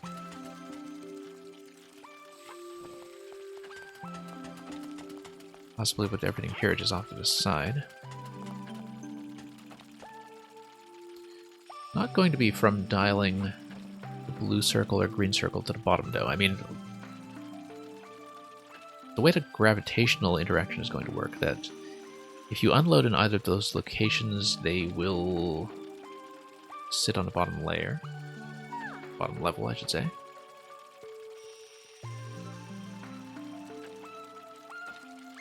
Ideally, what I was thinking of was the ability to kind of run out of this corner here and walk all the way over to Mushroom. I mean, it has to be something that takes advantage of exiting one of the available positions and running around on the outside rim.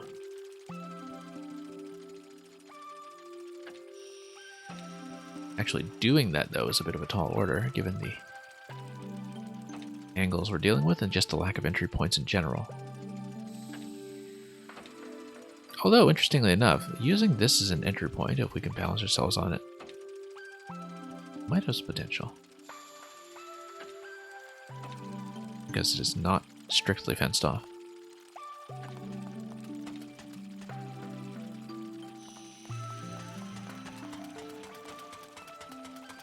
Yeah, because let's say we dodge this and then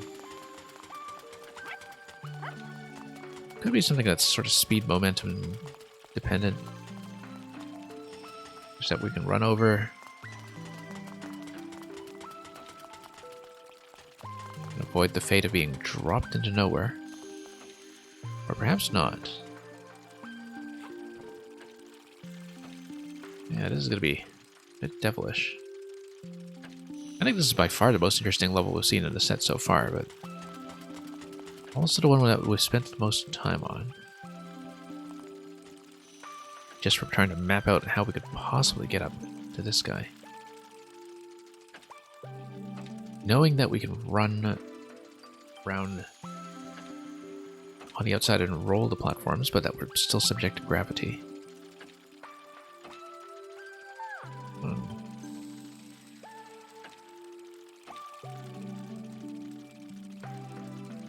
Very strange.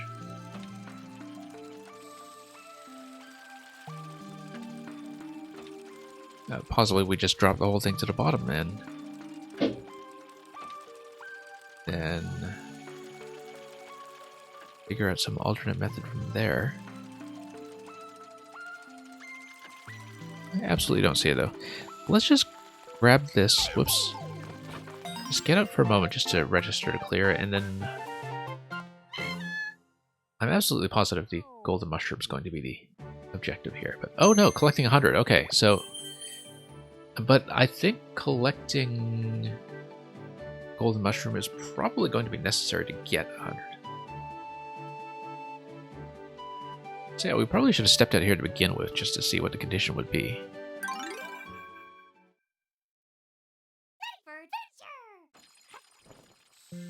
Okay. Captain Toad with a Q, exactly. Could not have put that better. E-box with an R.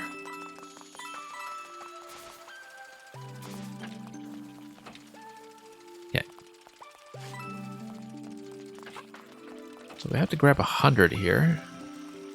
We know how to grab the various piles. What I do not know how to get is... can we find it? Can we find it? Gold mushroom is actually out of view right now. Which is interesting because it means that the golden mushroom is in a collectible position when the tip is facing down. But we will definitely need to rotate into it. Oh, no, wait. Here's a possibility.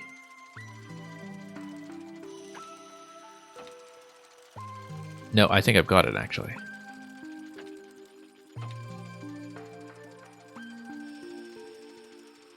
No, maybe we don't. I was thinking that if we got into the blue or green circle, you can drop out into the outside of the red circle. You run around the outside of the red circle, and then that allows you to get over. Now, the problem is that we don't actually have a good drop location for it. Because wherever we're standing gets tugged down to the bottom level. So I'd actually have to be reasonably quick. Like if I'm in the middle of a rotation, I would need a timed fall of some sort. Actually, no, we know how to do it. It's in this location right here. If I can get over there. Yeah, if I come right here and pull that to the bottom, then we have a way to load onto red. Not going to be here. No, misread that completely. Might as well grab some of these though, because we do need the 100. And the golden mushroom is only going to give me 50.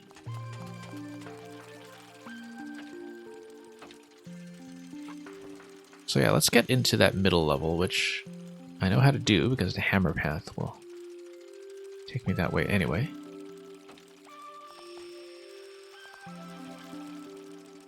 Yeah, I just need to run up. Okay.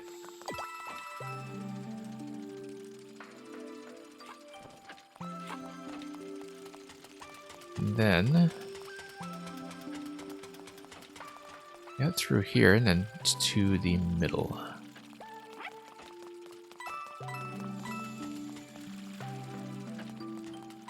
Right, so this is how we do it. Get into this location here, and then I get carted up. There we go. Still need 10 coins though, but we've got a couple of piles to work with, and that will not be death, so... There we go. Not that hard when we actually bother to think about it. Not GG yet though, we still need to get the 10 coins and also do the standard clear, which is doable if I just break this open, but we don't want to do that just yet because of the remaining 10 coins that I need to grab, which I think I have a pretty clear idea of where to go for that though, so yeah, we load in here. Whoops. Let's rotate around once again.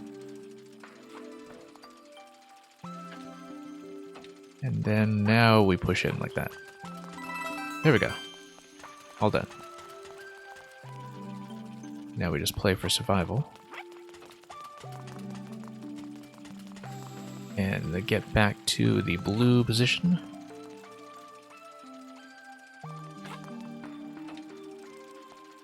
Yeah, this one took me way too long, considering how simple and elegant the solutions actually turn out to be when we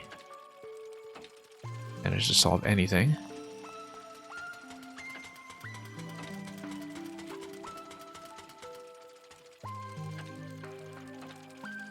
Anyway, up we go. And everything is pretty straightforward from here. Yeah, it's just a hammer, but we don't need it anymore. We just need to drop into the central location, and that will be clear.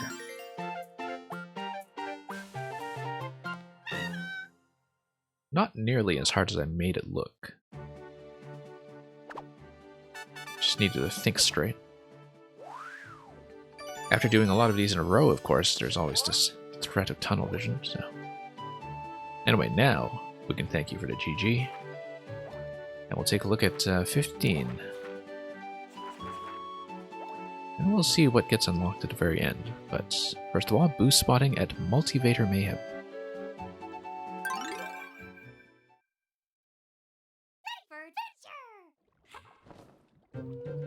Okay. Once again, we do need a weight of 2, not only for the weight plate over here, but to be able to zap anything at all.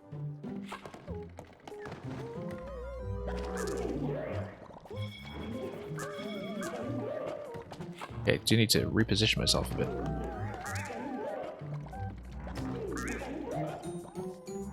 Oh, okay, they don't actually die. You just need to zap them to get past them. Doesn't seem like they die anyway. Should certainly hope I'm correct. I don't see any torches for a light the torch condition like we had previously.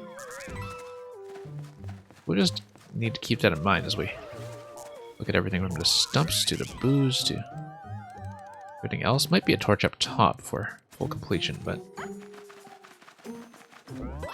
at the moment I just don't know. But yeah, I need to just set off every trap, activate every boo, and just explore this thoroughly. Oh, this is an interesting location. Don't know what that's all about.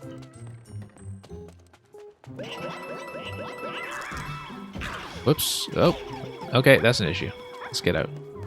Oh, except I'm stuck now because you do need a weight of 2 to get out of there, so that was interesting.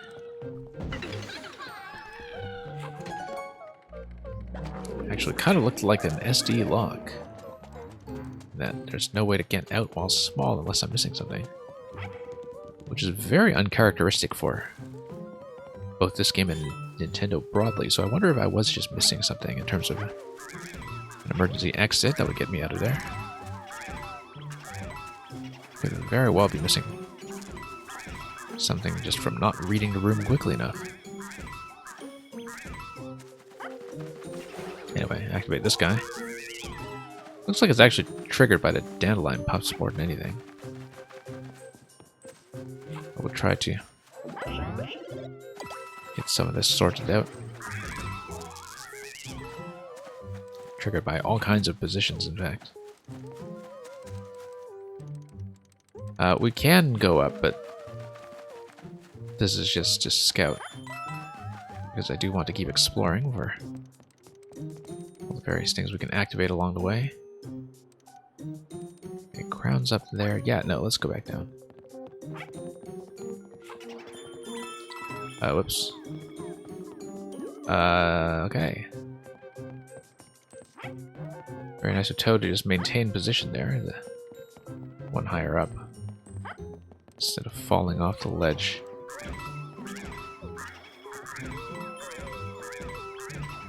And we do need to zap. And zap and zap.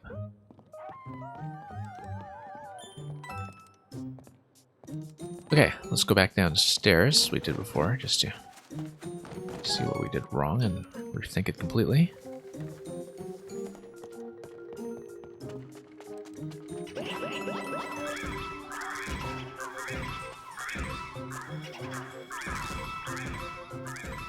Okay, that worked. Alright, finally, bonus objective number 1.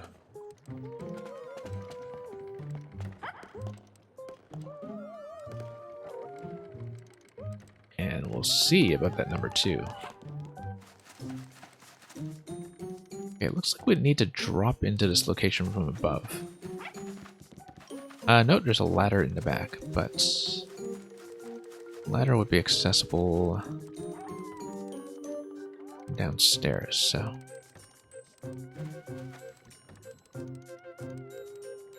now how do we drop in there though?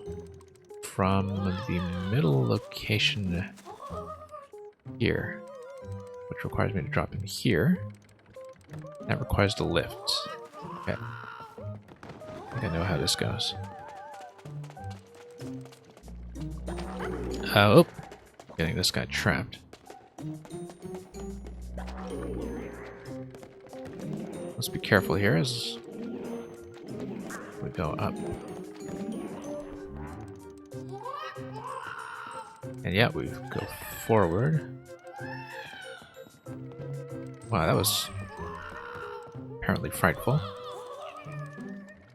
Yeah, we want to drop into this location over here, which I don't seem to have the means to do just yet. Poor toads are just terrified here. Yeah, I have to look at what this whole location's gonna be.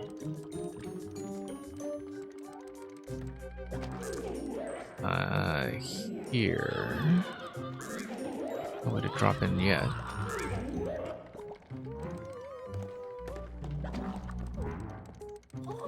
Those guys have really been tailing me all over the place. But yeah, this central barrier here is the thing that's giving me a little bit of trouble. If we can surmount it, for example, by perhaps dropping it up top somewhere,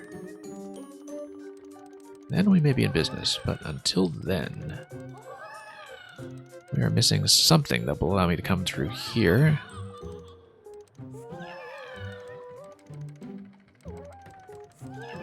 I do not yet see what that's going to be.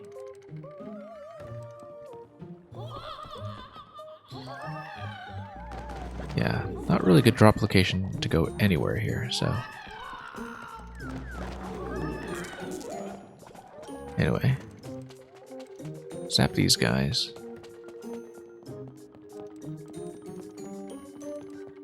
Yeah, last few maps have really gotten quite interesting, which is nice. Considering some of the early ones, I think, could have been a bit simplistic.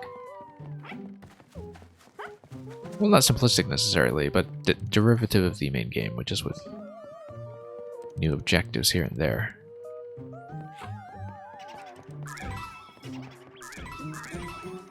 Now, not really a safe location to drop here. It's aligned with the edge.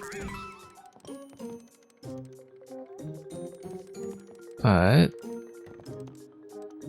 if we do find a location to drop down below... Actually, no, I do see it. It's just that coin trail right there. Okay, so I think I've got it now. Let's align both toads together.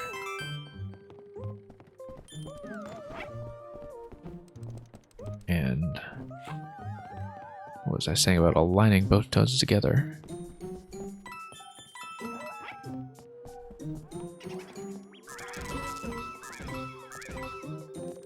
Okay. Oh, quite a mass battle over here.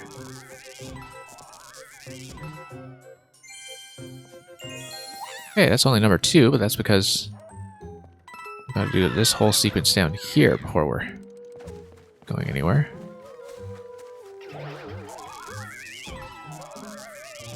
I have to keep both of these alive in the meantime. Wow, that's a lot of booze.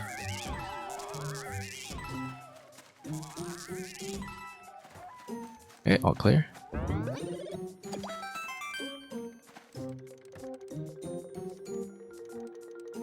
And now we take the steps down. This is finally opening up in pretty much the opposite fashion from how I expected. Thought we'd be going up from this location rather than down.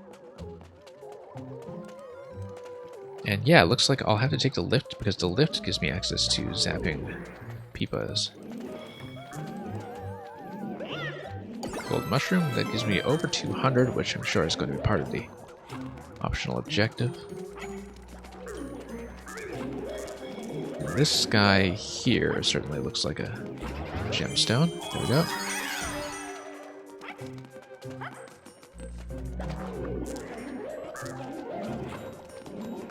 Now we attempt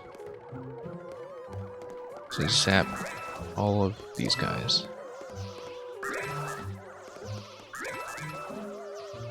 I will want to ride this back down just to clear that out, in case there is a condition that depends on it. Not that we can kill absolutely everything, given that there were some of those invincible ones just crawling out of the mud.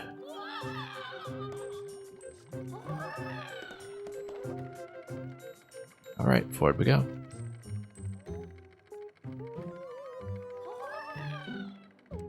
All the way up, and this will hopefully meet any of the optional conditions that we don't know about just yet.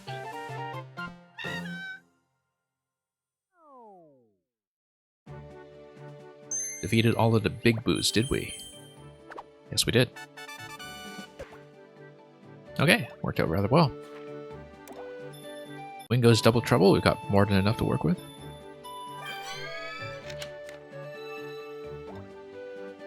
Now, given that I am playing this as one player, let's see how this goes. I didn't expect the special episode to be this designed around the expectation of co-op, as I think it clearly is. I'll give these guys a spin. Not every day we see the Toad Brigade. Okay, here's a treasure hoard. Not that we can pick anything up. And what do we got? Alright, we've got to fight 2 of them. A lot of big turnips here.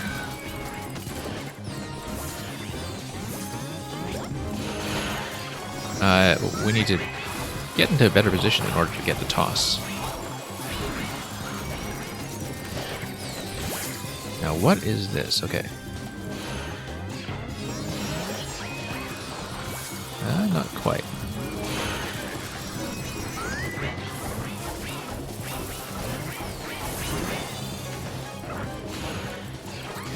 Okay, that's a hit.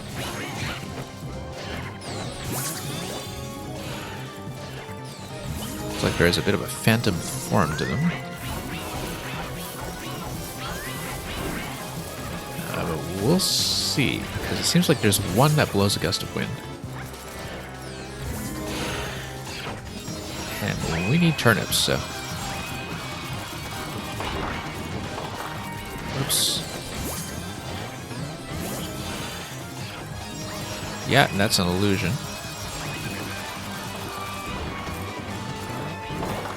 Okay.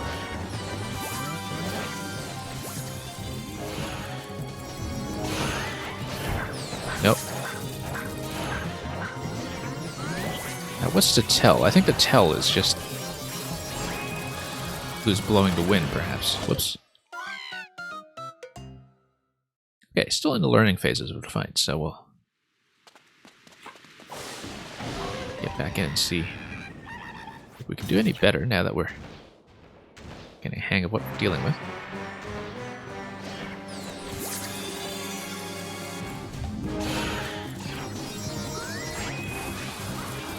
Yeah, because there's only one that's actually blowing the wind towards you. The other one is a big fake. Oh, except we got it wrong again.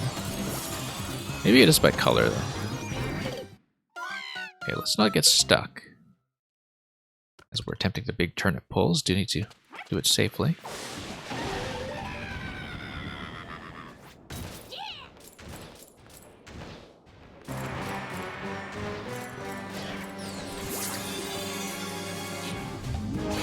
Maybe it is always going to be purple side or something. I mean, there's a blue side and a purple side. Whoops.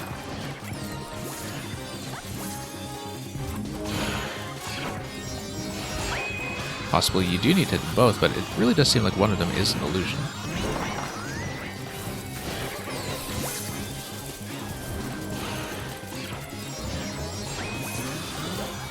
Okay, still haven't gotten a good pull just yet.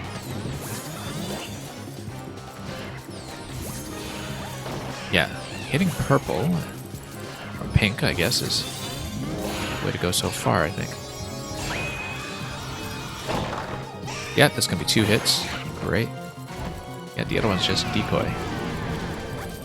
Let's not get struck by lightning. In broad daylight. Okay. And... nope. This guy. Get well out of the way.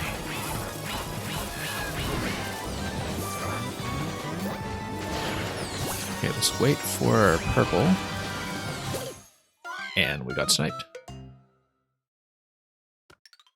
Got 2 hits down that time. I mean, this is a Nintendo boss. I assume 3 hits will at least be getting past this phase, if not the whole thing.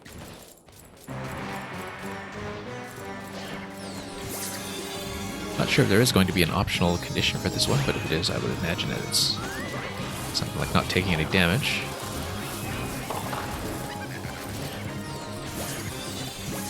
But that's okay, we'll need to be a little bit more accurate about the turnip flux. That seems to be Major thing so far is just being able to get in position for these. Okay, purple. Nope, he's just going to disappear on me.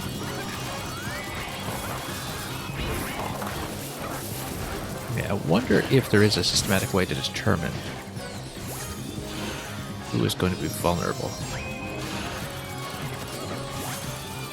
Probably something I need to be watching in the artwork that I'm just not paying attention to just yet.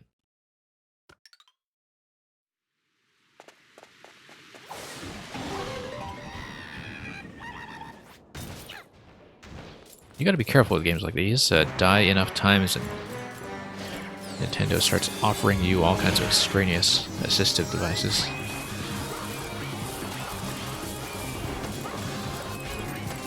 We're not about to be shamed by that, I don't think.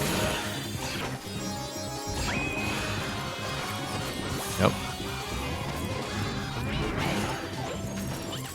Okay, that was a very unnecessary throw.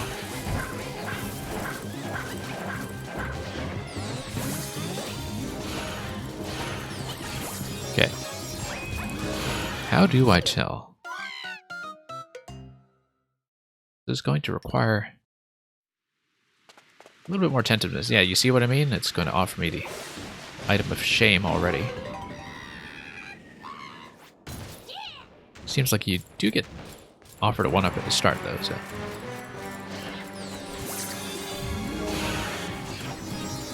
Okay, we're not taking the item of shame, we're just going to try to dodge a little better.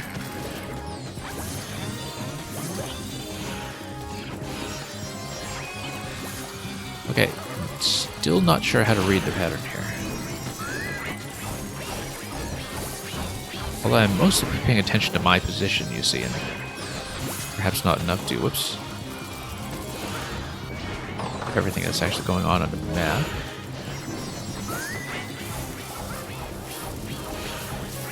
Okay. Cannot reinitiate the dash while I'm holding a turnip, because that just does the throw no matter which button we use. Total miss.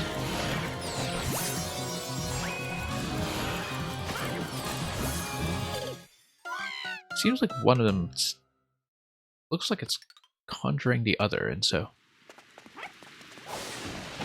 we just need to retain a good read on who came out first, perhaps.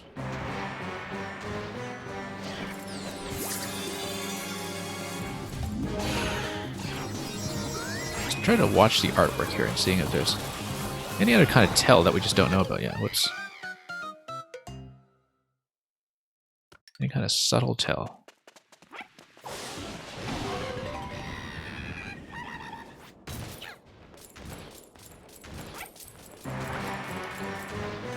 Wearing a star necklace.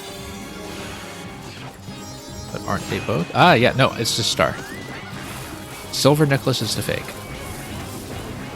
Superstar necklace is the one that is real.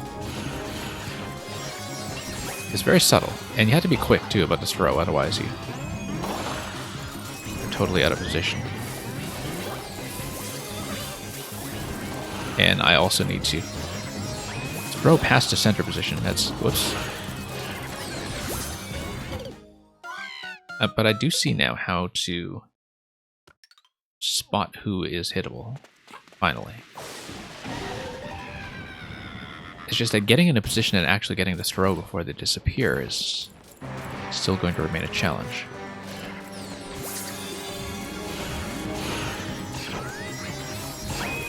And sometimes, of course, they're not really even facing you, although if one of them is facing you and is visible, then you can tell the other one is going to be the one you want to hit.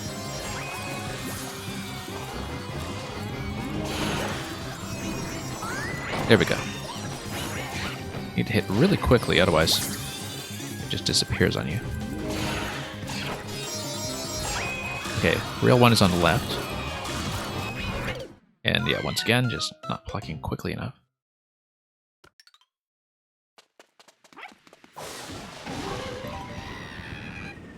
Kind of difficult to get the pluck, especially with wind going everywhere and all kinds of things that encourage you to repress the dash button, which then leads to a throw. Right side is the one we want. If it stays alive, which it won't. Okay, left. Nope, he's just gonna dodge directly, which really feels like one of those patterns where if I just approach him right away, gets me into trouble. Oops, not done for the throw. Whoa.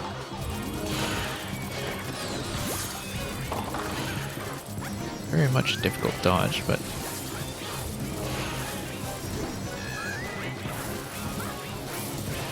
we'll just wait for more turnips. And see, left side is currently the target. Okay, nope. Follow the wind here.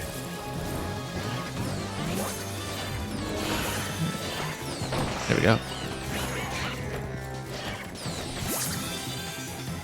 Really had to work for that hit, but let's let everything come down. Yeah, wait for the tree to rain down, and then let's watch the artwork. It's gonna be... Oh. Yeah, I was letting go and trying to run out of position, and then not nearly fast enough. I do see how to do it now, though. I would hope it's only 3 hits. But you never know, because it could be multi-phase.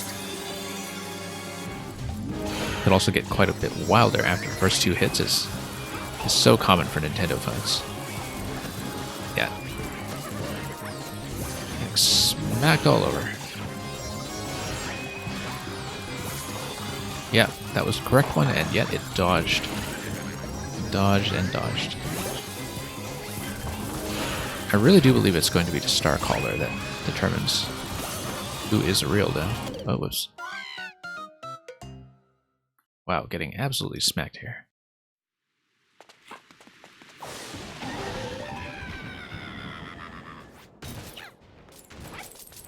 I wonder if I'm missing some way to get a better throw. Also, I'm not making use of the rotation, which is potentially really important.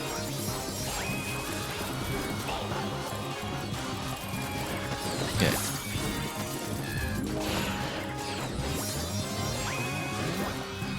I know.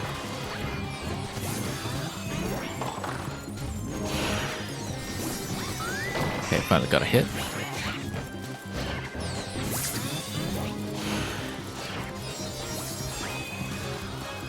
Okay, let's run around and lose access to the one I plucked.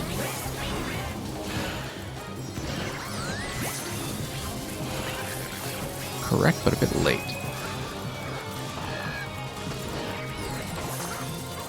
Yeah, not every turnip can be picked up. Some of them are just shadow projectiles.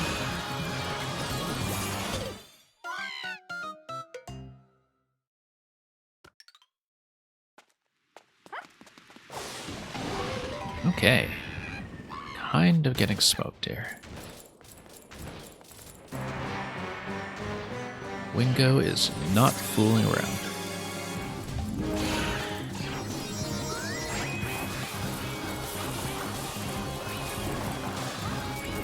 Yeah. Really need to not get hit so soon.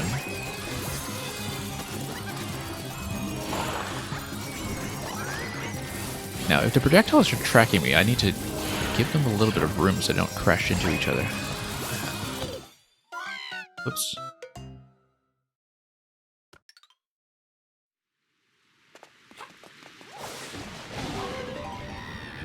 Okay. Having a surprising amount of trouble.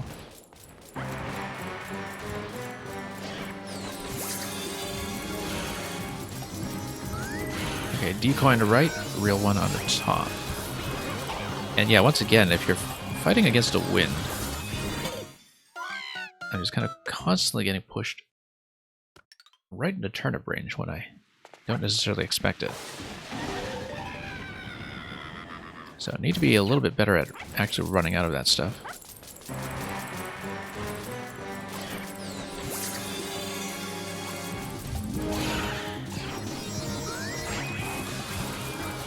Nope. Trying to dodge that.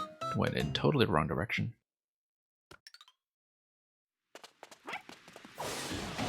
Yeah, really just destroying the entire bank of lives that I started with when I got here to this fight.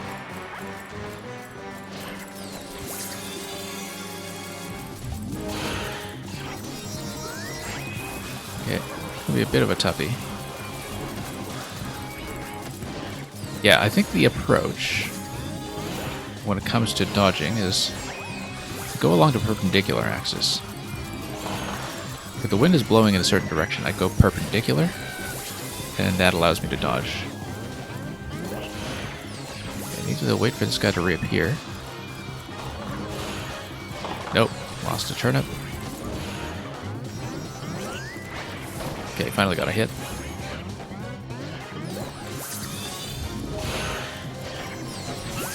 Okay.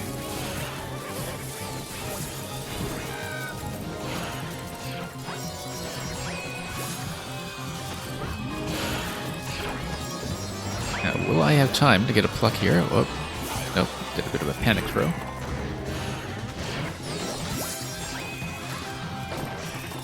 Okay, finally puffing out his chest a little bit so I can get a hit in. Okay, that's the first time I've gotten 2 hits down, and I know because I have not actually seen this phase transition previously.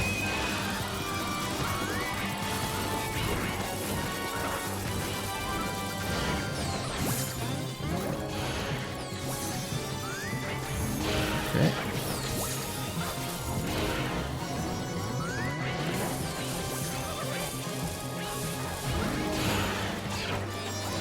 Nope, too late. You need to be fairly quick.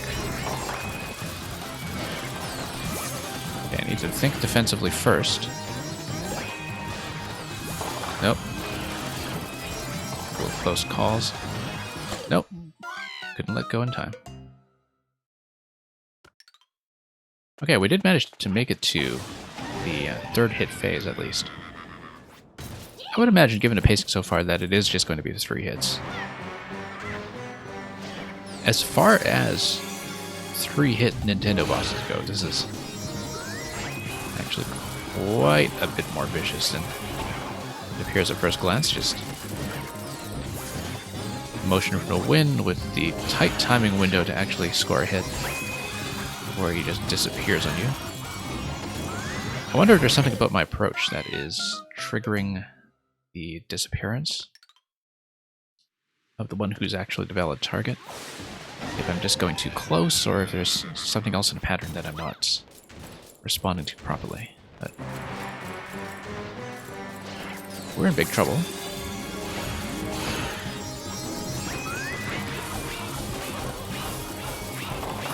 Anyway, going to go perpendicular, that will be the strategy.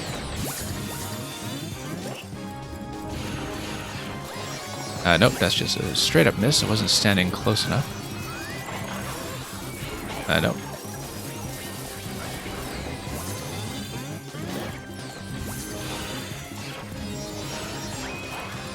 No, just total miss.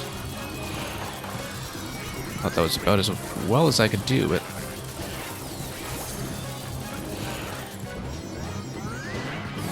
I think I need to hit during the wing beats or something, but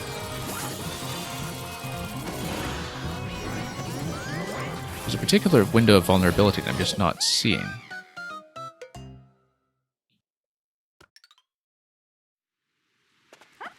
Because even if we spot the correct target, I'm not sure when the throwing window is actually going to be correct.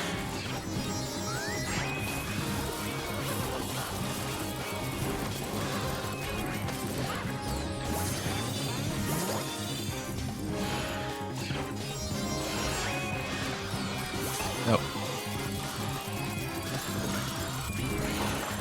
And that's assuming that I've been reading it correctly by watching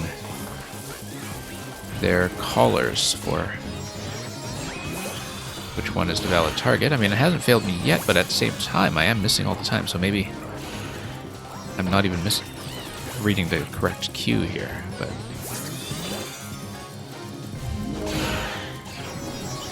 okay, I actually just haven't been standing close enough for the throws. I think that's part of the issue here. Because I finally got 2 hits down quickly. Anyway, this is going to be a massive bombardment.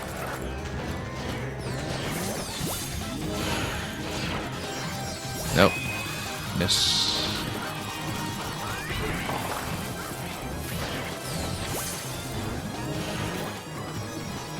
Let's think defensively first. Once again, attempting to dash. Whoa. Going to lead me to a lot of trouble. Yeah. If you're in the middle of a pluck, it's almost impossible to escape. You really have to see the projectiles coming and not even go for a grab, I think, unless you are sure you have a safe opportunity.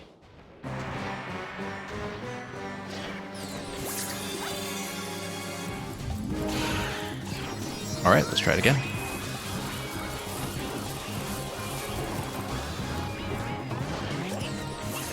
Okay, yeah, you need to stand right on the edge pretty much to hit the hit. There is going to be some kind of timing involved as well, but a hit is a hit. Let's not fuss too much about it.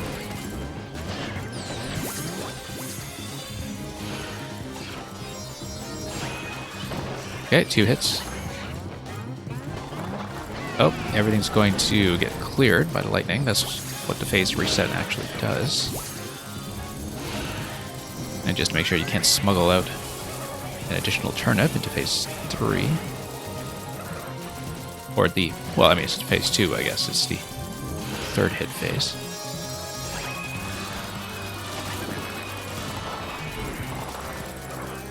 Okay. Have to wait for the projectiles to calm down first. Got it. You'll notice too that the barriers get out of the way too around the central ring when you get into the later phases, so you don't have a safety boundary to lean against when you're attempting to fire. But anyway, that's going to be victory against that guy. Hard fought, really eradicated most of my bank of lives. But we managed to do it without the crutch. Didn't hit fake Wingo. I didn't hit fake Wingo. Fantastic. And given that I actually learned how to read the pattern, which you can actually see in the main image here. Now, there's going to be more. The hunt continues. It's going to be a crown capture in Wandering Woods, and then what's the final thing? Chaos in the Grand Labyrinth, which I kind of wonder if that's going to be similar to Mummy Me Maze Forever, given that it does have the mummy symbol above it. I do wonder if it's going to be nearly as difficult as Mummy Me Maze Forever, which is the capstone level of the original game.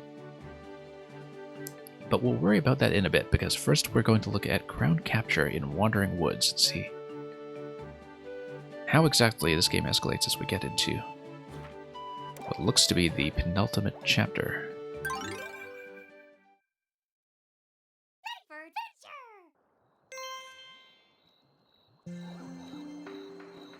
Okay, there's going to be a bit of an element of timing here as we try not to die. Let's watch everything first. Golden pipes, really attractive, actually.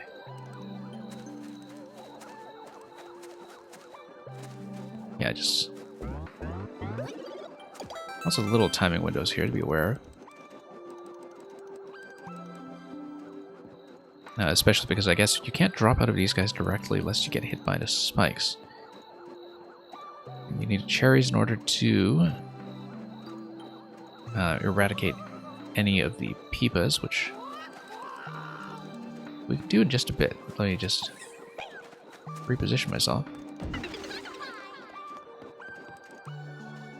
And we'll just do a bit of an exploration run here first before we get into the actual objective. Just need to scout everything out. Mushroom's going to be here. I believe we may be able to zap at this point, which is great.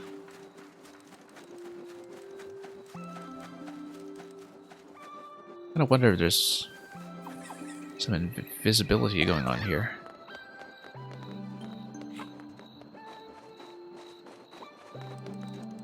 Actually, no, because it is a crown capture. It means that each of the gems is only going to be visible once you start the cycle.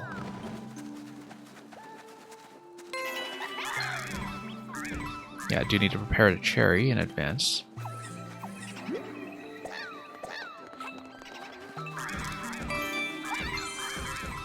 Wonder if they stay dead with each pattern. Yeah, kind of a combination of some of the existing concepts.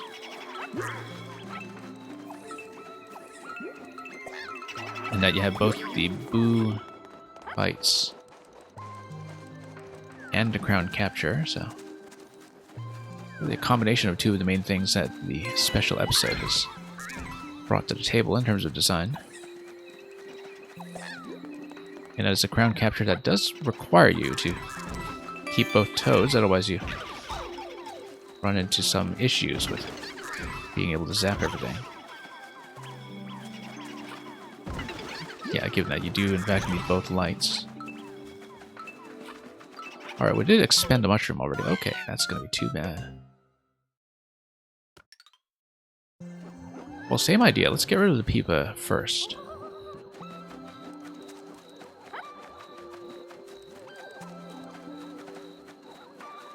And yeah, might as well grab everything else we can. We'll save the mushroom for later. The standard super mushroom, given what we now know.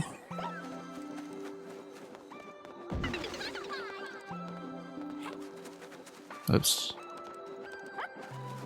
Nope, need to get out of the way here.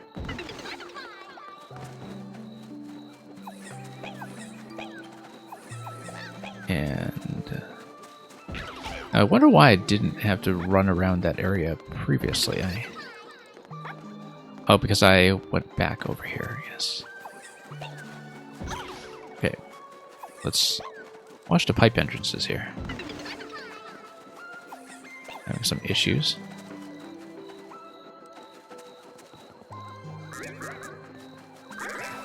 Yeah, because we zap everything here. Let's grab the mushroom for safety.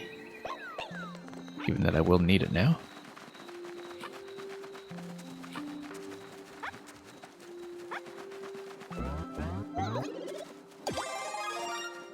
Okay. Now we can actually do the whole cycle.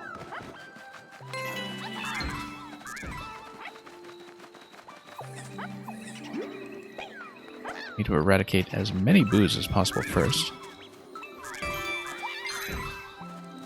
Okay.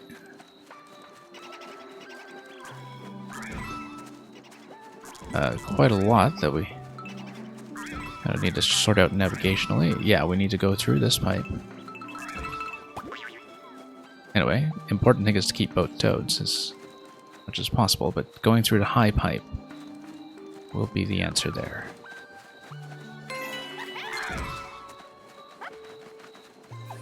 Okay. Down here. Actually do need to run for it from time to time. Probably is going to be an achievement for killing all the boos, but we'll worry about that in due course. At the moment, much more concerned about trying to get the next crown. Thank you for the follow. Oops. Okay, I'm gonna start over here.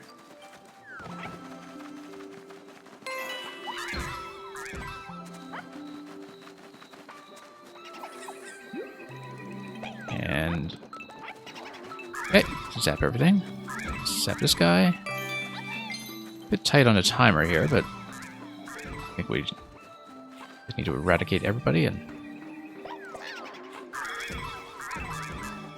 yeah, we've got a bit of a timer here, but there probably is, by the end of all this, some kind of incentive to kill every boo, so we'll just commit the massacre while we still can. That's okay, we'll just go around, grab this as well. I will need to double cherry in order to do anything here, so we'll have to start over. Oh, whoops. There we go. That's okay. It did take a hit, unfortunately, but at least the gems are accounted for. And we don't actually know what the side objective actually is. Sometimes I expect it to be something tougher than it turns out to be, and so I would have expected that it's something like kill every boo, but we don't know that for a fact.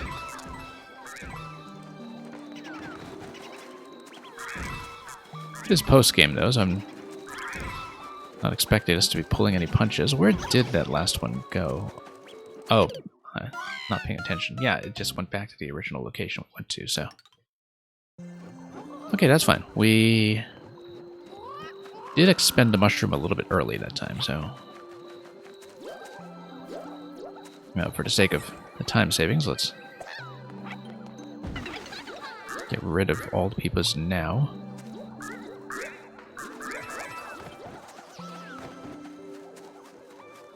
Once they're down, we can focus more exclusively on the boos. Okay. We have to line both characters quite well going into the pipes. That's something that is a very important optimization when doing this double zap with their headlamps.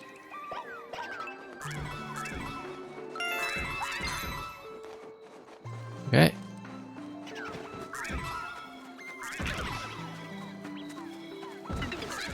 Okay. Bit of time pressure as we head down here. Oh no. Just kept on missing. Okay, gotta go over to Double Cherry and probably also for the mushroom at this stage. Momentarily Sane, welcome.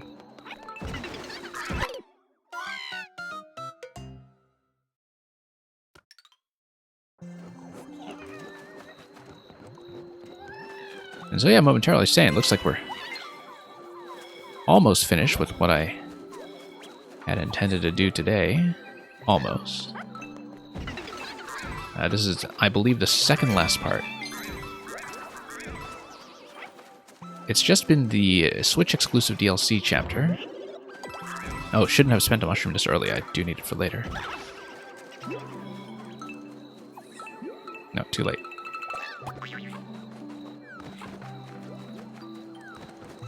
But yeah, Toad Adventure is going pretty well. I mean, just before this level, we had one particular boss that just cleaned me out. Had a ton of trouble with it all of a sudden after not having too many issues early on. Okay.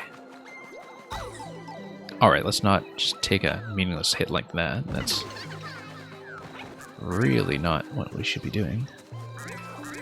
Okay.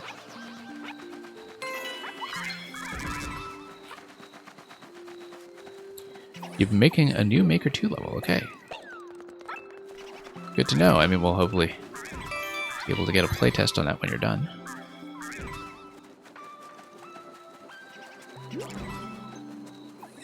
And then you'll have a better idea of how well it's actually going.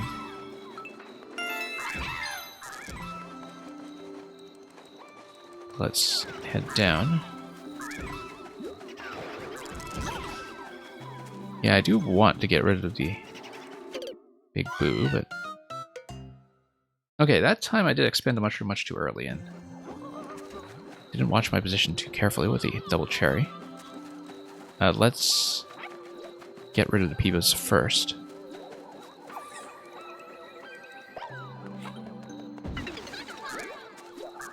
Really have to clear some space here. There we go. Now let's do it. I mean, oh, whoops, lost a Double Cherry already. That's unfortunate, but salvageable. Maybe not that salvageable. Okay, never mind. Let's skip some boos and just go for the objective while we still don't really know what the optional condition is going to be. Whoa, okay. Getting into trouble. But it makes more sense to go for this immediately, I think. And then go for the zap. I think there probably is going to be like maybe a kill all the big boos condition. I would suspect. And we did miss one in the starting corner earlier, so. If that is the optional condition, I think I will have missed it. Yeah, you can actually float off of those guys gently, despite the spikes all around the side. I don't know if we can reactivate the boost at all, but probably not, given that everything is synchronized with the crown part collection. So, the yellow crown is the ultimate objective of every level. So you collect the 5 pieces in levels that are in this style, and then you grab the crown. There is sometimes an optional objective to kill all the boos. But I don't know yet if that is going to be the optional objective here, because usually that's only revealed after the course is finished. Usually you can make a pretty good guess as to what that is. And here it's don't take any damage, which is going to be difficult. But we'll do it. So yeah, you do not need to kill all the boos. This one, you just need to not take a hit, which I've been having trouble with, so.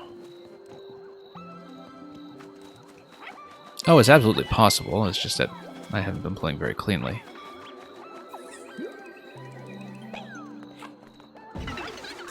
So the other thing here is that you do need 2 toads to be active in order to kill the boos. Otherwise, there is not enough light. So it is partly designed with co-op in mind, but of course, if you're playing solo, you do it with the double cherry, and that's just how it goes. Oh, nope, took damage. Yeah, so we should restart this one, but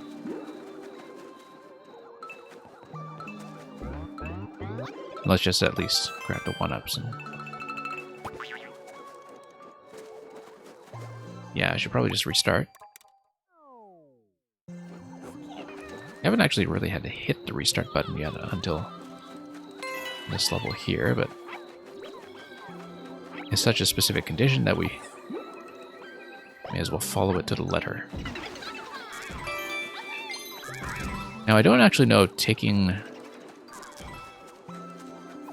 a hit with a double cherry, which doesn't actually reduce you to small form, counts as taking damage. I believe it must. I'd be really surprised if it didn't. At that time, I took the additional hit and got taken out of my mushroom form anyway, which was not great.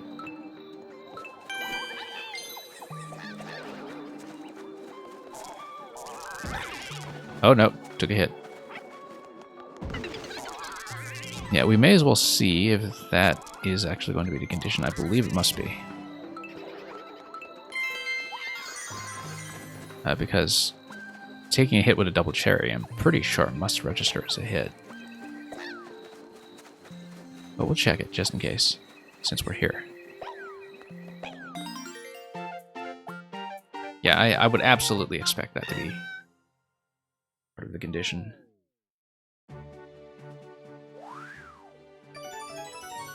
Yeah, we've seen the bonus level many times, so I'll bypass it for now, but let's get back in here and try it again.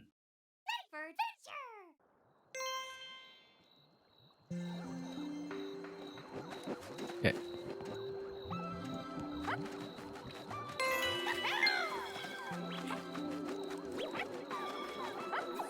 Up we go.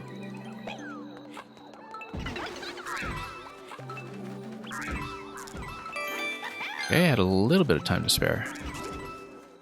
But mostly I just need to clear enough space to have a safe looking route without getting flanked. Okay. Okay, bit of time pressure from the big boo over here, but he'll get out of the way quickly. Some additional pressure from the big boos over here. Ah, nope, nope. Just getting squeezed by the double cherry once again.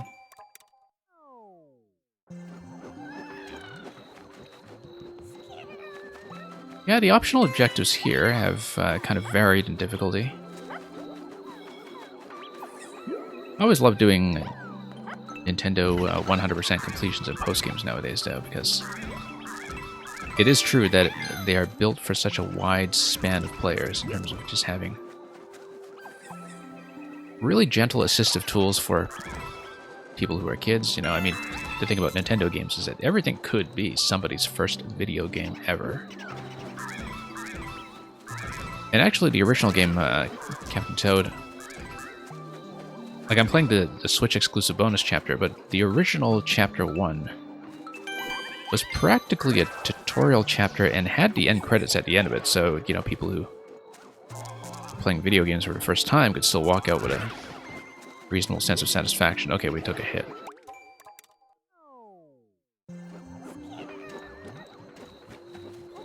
Now, the thing about 100% completion in the base game of Captain Toad, I did do it originally back in Wii U. And the capstone stage is quite tough. I don't know if I'll stream it, but it's definitely not easy. And you do get something cosmetic at the end of it. I don't mind that it's just cosmetic. I don't feel like I need substantial rewards for 100%. Like, often the reward of 100% is just the pleasure of getting 100%, so... Okay, haven't taken a hit yet, so condition's still okay here.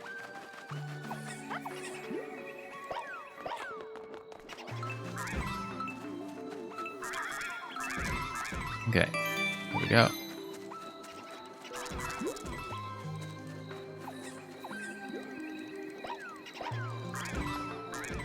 Oh, no, took the hit.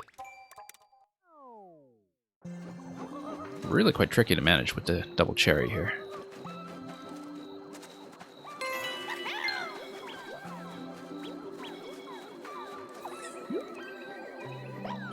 Yeah, as far as... whoops. Star Fox 64 goes... I mean, when it comes to multiplayer unlockables, you can kind of see why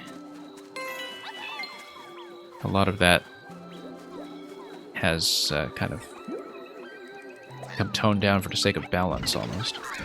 Now, it's funny that you mentioned that, because the tactics game I was telling you about previously, codenamed Steam, actually does have a substantial, like, functional bonus for 100% in a campaign that you can, in fact, take with you to multiplayer. Although, of course, it was such a small game that sold so poorly that there was never very much of a multiplayer scene for long, so people didn't really play much of the multiplayer mode anyway. Whoops. I'm still alive, wow. That's unbelievable. Oh, nope. I don't think I took the hit here, so let's keep on doing it. Yeah. But yeah, multiplayer unfortunately died pretty quickly in that game. But I do remember vaguely just how overpowered the 100% reward actually was.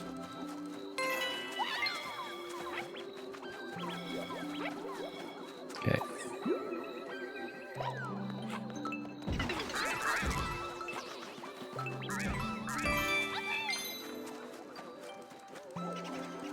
But yeah, I guess the only thing with 100% completion giving you mostly just cosmetic bonuses and a lot of Nintendo games is that by that point you feel finished with the game, so you don't actually get much use out of the thing you've unlocked.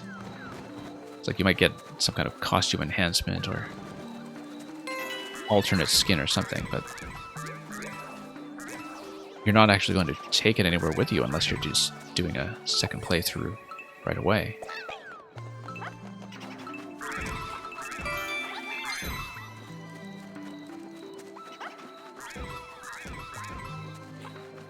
But yeah, I mean, it's in many cases not about the reward, but just the accomplishment itself and all its own inherent glory. Certainly feel that's the way that the 3D Mario finales have gone. Things like Grandmaster Galaxy and Champions Road, as we saw very recently. Okay, this is tricky.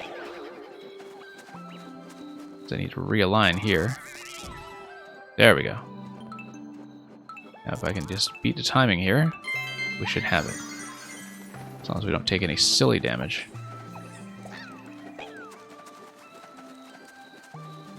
Any unexpected chips out of nowhere. That should be it.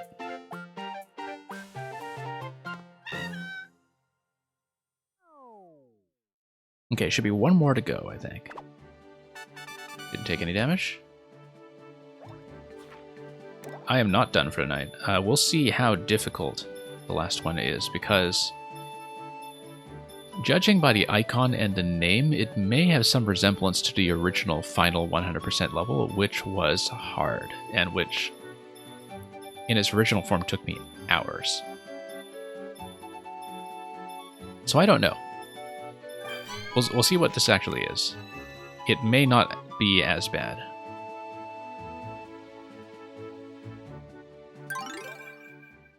But it is capstone level.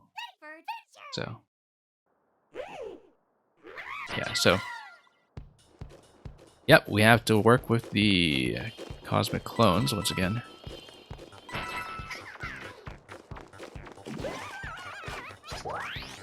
Ah, okay. That's fine. So I just need to pluck the thing. And just dodge. This is floor 2. Okay, so the original capstone level of the base game is called Mummy Me Maze Forever, and it is basically this concept where the clones spawn and follow you around, but where you have to clear 50 floors. I don't know if this is going to require me to clear 50 floors, but it looks like it's a very similar concept, and so we'll see. I don't know how many levels this is, because this is the first time I've ever seen it. But the level that it is similar to is 50 floors. This is easier so far, because there's less visual obstruction in your way compared to the original. So it looks like we need to pluck 2. Just need to get into a safe position somehow. Whoa. Okay, that's going to be correct, so let's head over. I don't know if it's going to be 50. I also don't know what this guy is.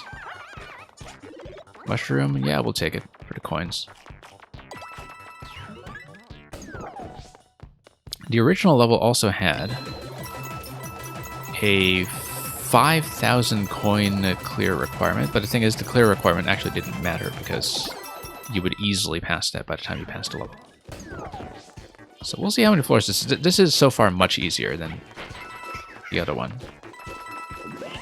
But it is all about consistency, and if it is going to take me up to 50 floors, I should not get complacent.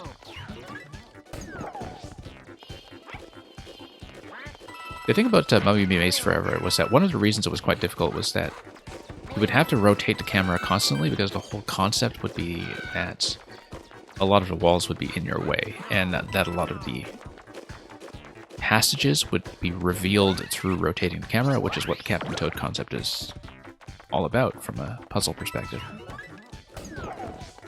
And so it's really quite difficult to be consistent over that length of time. Here, at least, the visibility is much less of an issue. That I'm not blundering into walls or anything. And so yeah, if it is something that's up to, 50 floors, I can't necessarily count on finishing this today. It may be something that I need to grind out separately, but we'll see. It must be a pretty massive difficulty spike if it is going to be the new Mummy Me Maze Forever.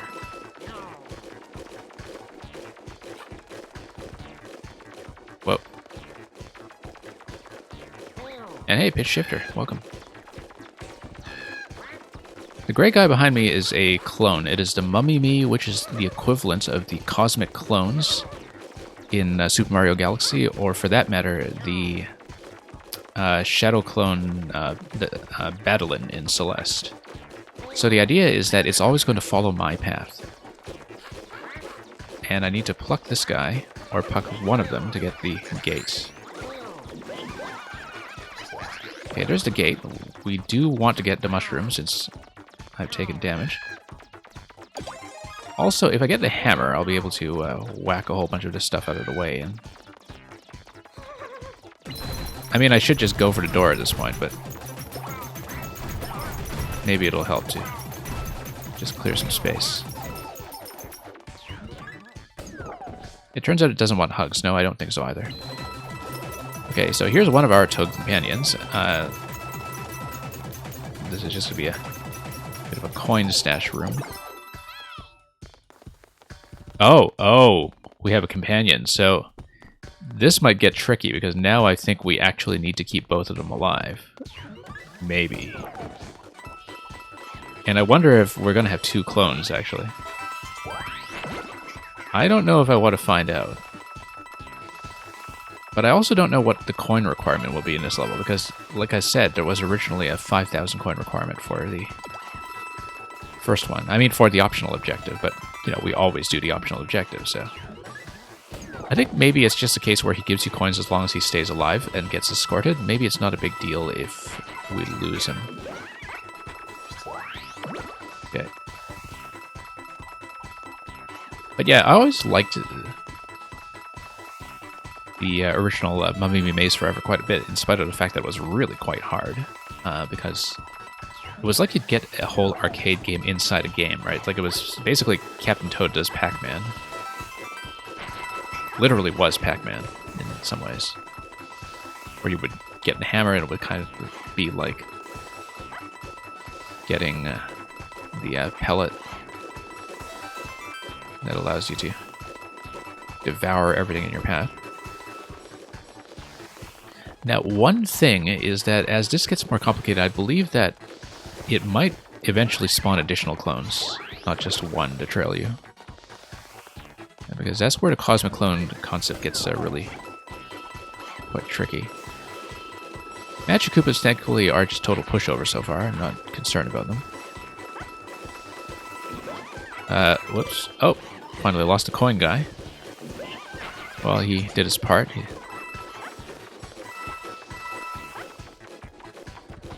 Poor coin guy. We gotta leave the mushroom in the open in case I take a hit. There's a warp block. I wonder what this guy is. Probably hammer, but I should just get out of here. I don't know why I'm checking this. It is the hammer. Great, great, great, because with the hammer I can just bust some stuff down, perhaps. Alright, 15. We're going to get a refresh room at 15, which is great. It's going to be every 5 so far, which definitely reduces the count of the number of floors that will be relevant. And yeah, I'm allowed to take one hit. It's the normal form here is basically like Super Mario. It's the same rules as 3D World, basically. You start with being able to take one hit. And then I can recover a mushroom afterwards to get back into shape. Let's not get squished. We'll see. I'd be very impressed if I actually did manage to one-shot this. So far, like I said, it's much easier than its counterpart. Like, much, much easier. But that's because I'm not constantly playing with the camera. I mean, that's the entire reason that this is so far much more reasonable. It may not be the case for long, but we'll see.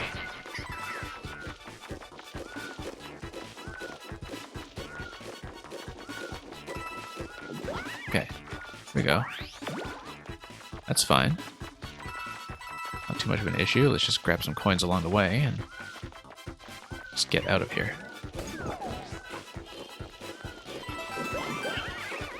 And then, what do we have here? Okay, that's going to resolve itself fairly quickly. Let's just get out of the way and... Oh. Alright, sure, we'll take some more.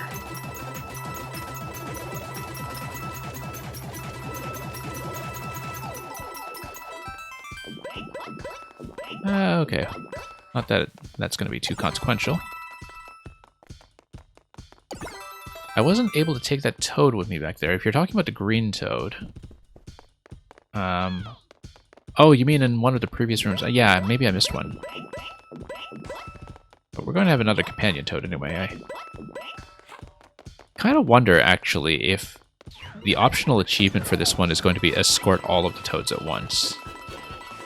Now that you mention it, I have a sneaking suspicion that that's actually going to be the optional thing here. Okay, we gotta pluck everything so I can try to get a mushroom. Nope, here's the mushroom. Great. Because now that I look at the concept of picking up your Toad Brigade companions, that's something that was not in the original level, and that is something that might in fact be the objective. Like if you're supposed to keep them all alive and take no hits.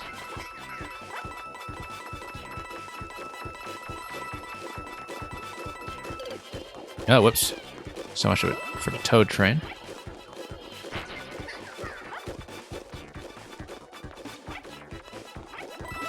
If that actually is the optional objective, I mean, I almost certainly would have to do another stream to do it, but that just gives me an excuse to come back and try it. Yeah, at 15 it was yellow toad. Yeah, that's right. Okay.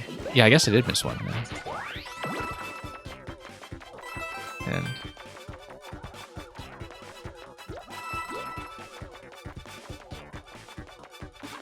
oh, we will see, because like having a toad train and keeping that alive would be definitely a major complicating factor, just given how tight some of the pathing can be when you're turning corners like this one here.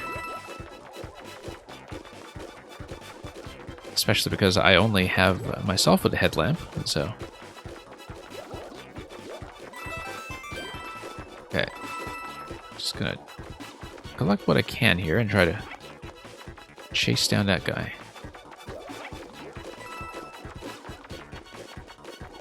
No, the other toads so far don't have the headlamp. Because it's not the double cherry, it's just the other toads in the brigade, and so... Like, there's the green guy, the yellow sleeping guy, and the blue guy with the glasses.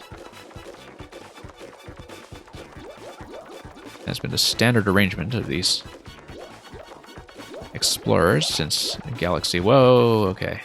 Let's not lose on floor 24, that would be really quite a mess. Oh, yeah, that keeps stopping. Okay. Let's see if we can get over here.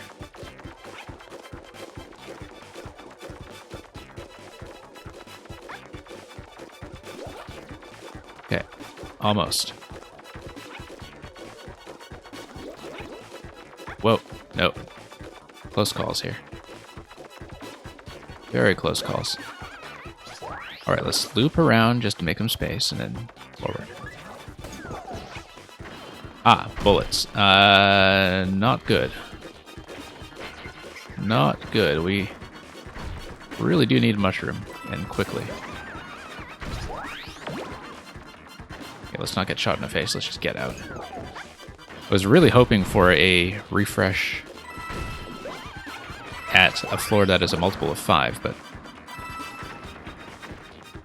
At this point, we've met all 3 of the other members of the Toad Brigade, so like if the optional objective is literally to keep the whole Toad train alive, you have to do it for quite a while.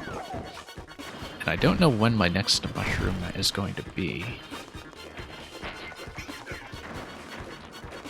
Okay.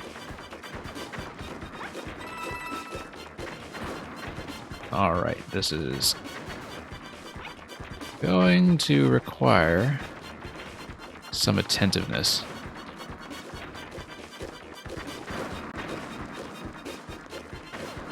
Let's see here. Yeah, it's just going to be a bit of a square pattern in the middle here. Whoa, whoa, whoa, let's not get too risky. It is very much like Bomberman, that's very true. Yeah, the original Mummy Maze is, I'd say, much more like Pac-Man, but that had to do partly with the design of the walls. This one feels a lot more like Bomberman. I think that's actually a good way of describing it. Okay, that's a bit of a safety margin. But yeah, so far much more manageable at least.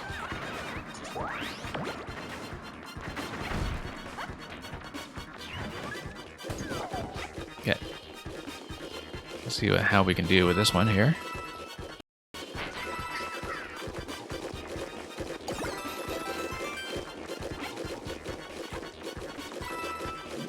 Yeah, because if the Toad Train and keeping the whole thing alive is in fact a hard mode for this, like, we might have to spend a whole other day on this. But I will at least try to get the first clear. Oh, okay. 30. Oh, that's it. Okay, no, that's easy. That's easy. This is all there is to it. Until we see the optional objective, of course, which is, I'm sure, going to be absolute murder. And here's Toadette to greet us, too. So that's very wonderful of her. Sure, let's pluck everything just to clean this up.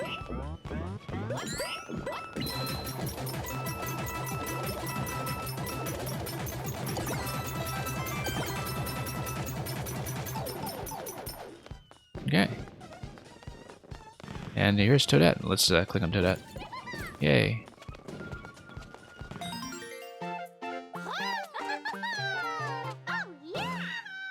Hey, let's screenshot that. And let's see. Well, first of all, we'll watch some credits, but then we'll see what the optional objective is going to be. Okay, that's adorable.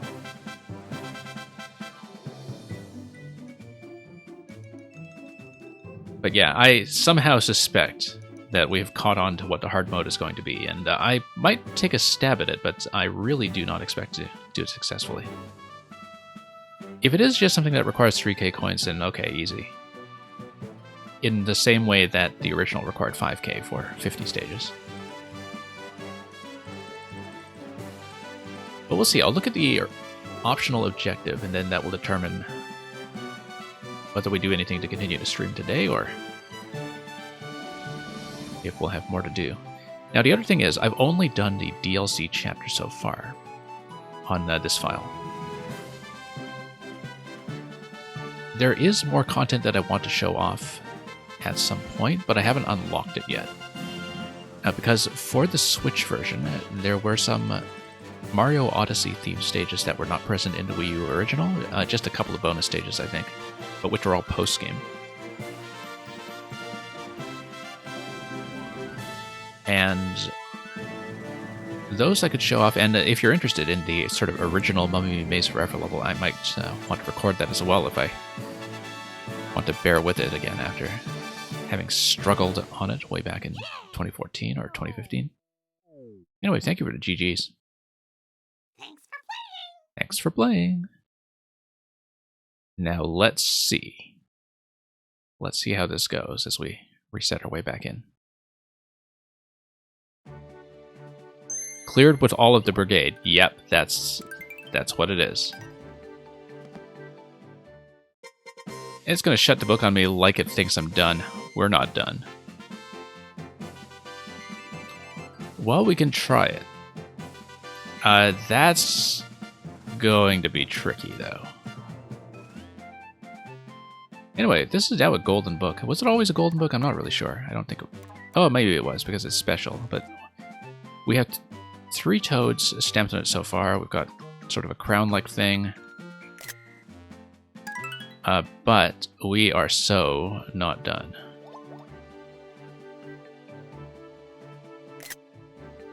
So, yeah, so it has a Labo VR mode. I'm not able to show it off, but it's the same kind of thing as the VR that was patched into both Mario Kart 8 and partly in Breath of the Wild, actually, I think, but Mario Kart 8 for sure, where the Nintendo Labo cardboard kits have a kind kind of custom-made VR kit where you literally put the Nintendo Switch in front of your face, I think. But it kind of bifurcates the image into two halves for a stereoscopic image, and probably resolution that is much too low to be functional. Oh, this is new. I didn't see this gallery originally. Oh, very neat. Look at that. It's one of those sort of 3D images that kind of looks like it bulges in and out at the same time, depending on the angle that you look at it. I've seen some of these in real life, like these displays, and they're a lot of fun. Because it looks like the image actually has depth, right? But when you look at how it's actually constructed, it bulges. There's one of these in the British Library, actually. That was one of the first ones I remember seeing on display, but it's just a lovely illusion. I love how they actually recreated it in-game. Anyway, let's get back out.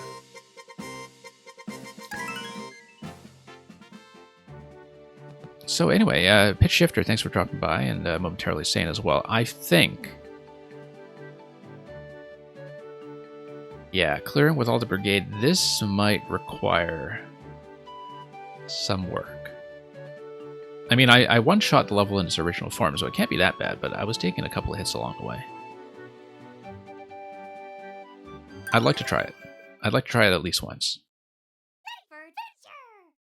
But if it looks like a total disaster,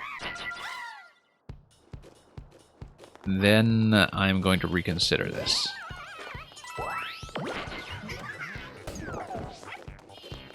At least we know it's 30 floors, and we know where the refresh points are going to be, and that's going to be important information. But, you know, heading over to the Bullet Bills segment with the entire brigade behind you, that's going to be a toughie. And never mind the coins, we don't have a coin requirement, so we won't fuss with that too much. The bulge makes you think of the Ocarina Fairies. Interesting. That did not occur to me. Oh, I see what you mean. Yeah, yeah. I see what you mean. Okay, level 5 is not going to give me anyone yet.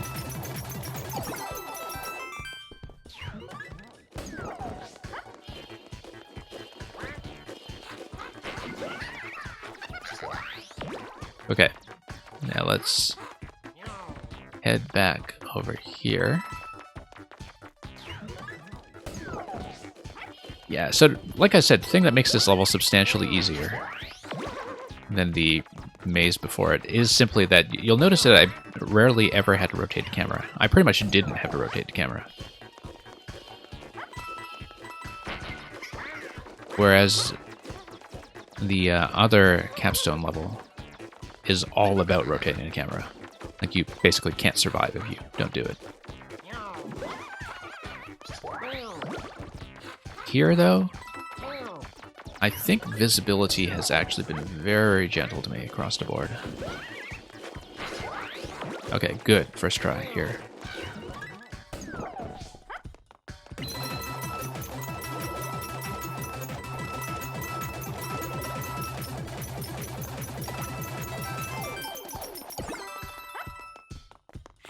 Yeah, the old Great Fairy design definitely, well, had its assets.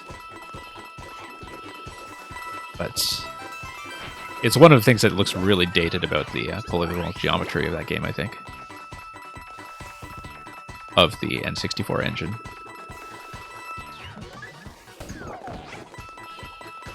I mean, I don't know how it felt to people to see it in action back in 1998, but it has not aged well.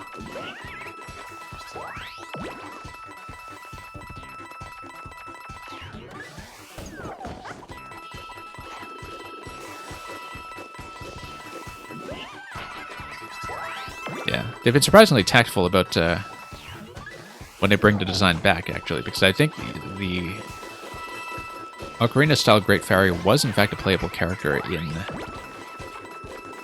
the first Hyrule Warriors. And of course, you know, Breath of the Wild like has that really upsized design for the fairies as well, which is kind of a throwback, but perhaps a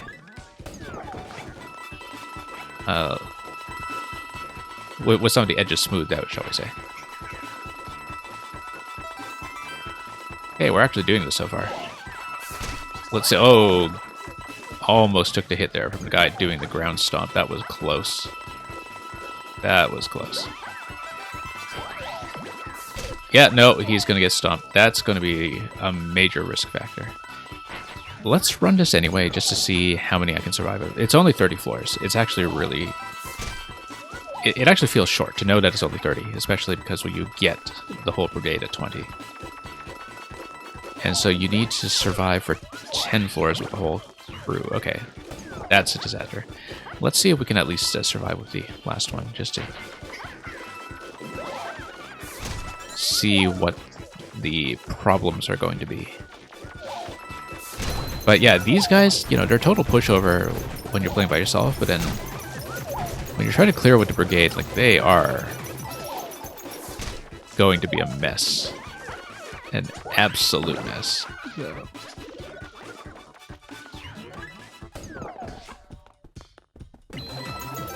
Yeah, I kind of had the same experience with the first Hyrule Warriors. I dropped it very quickly after I finished the main campaign. I really enjoyed Age of Calamity, though. Because Age of Calamity, I felt like the optional content was just much better woven in with the main experience. And I also played on hard, which meant that the resource scarcity was very well balanced.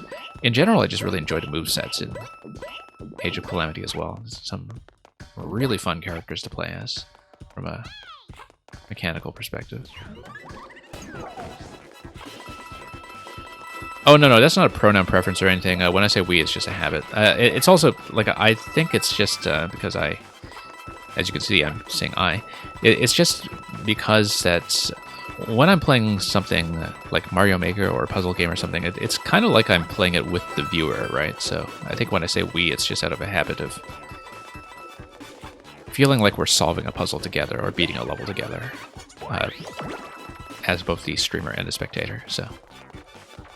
Yeah, no, I know that some people can be a little bit particular these days about like pronouns that they consider respectful, and so it's like I think it's totally fair for you to ask.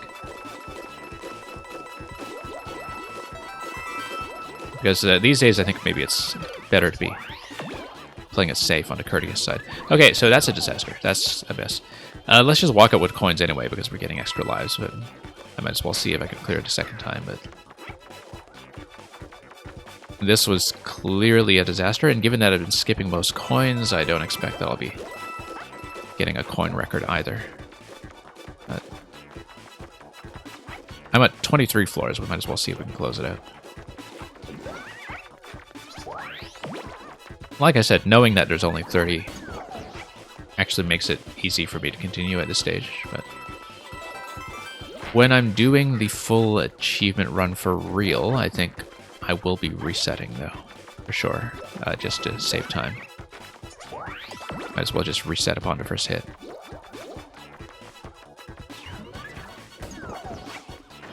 And...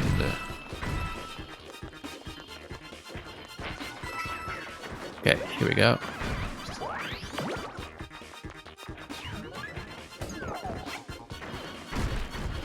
Okay. Here we are.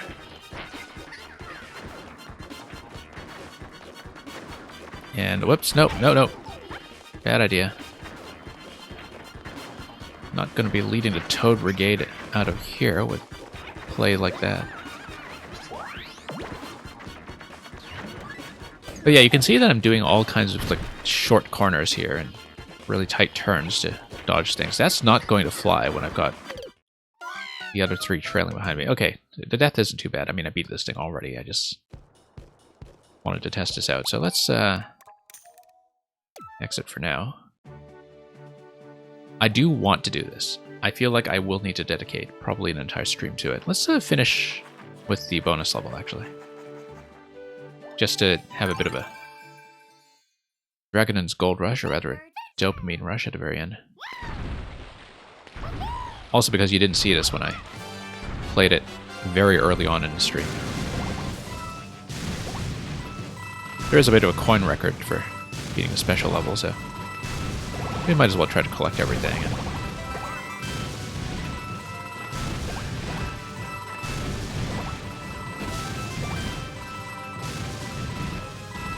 Okay. Here we go.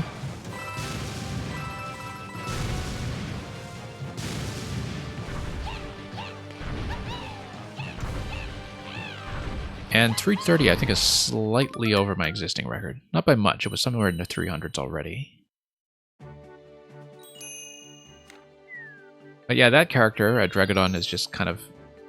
It's sort of a boss/friend in the original campaign.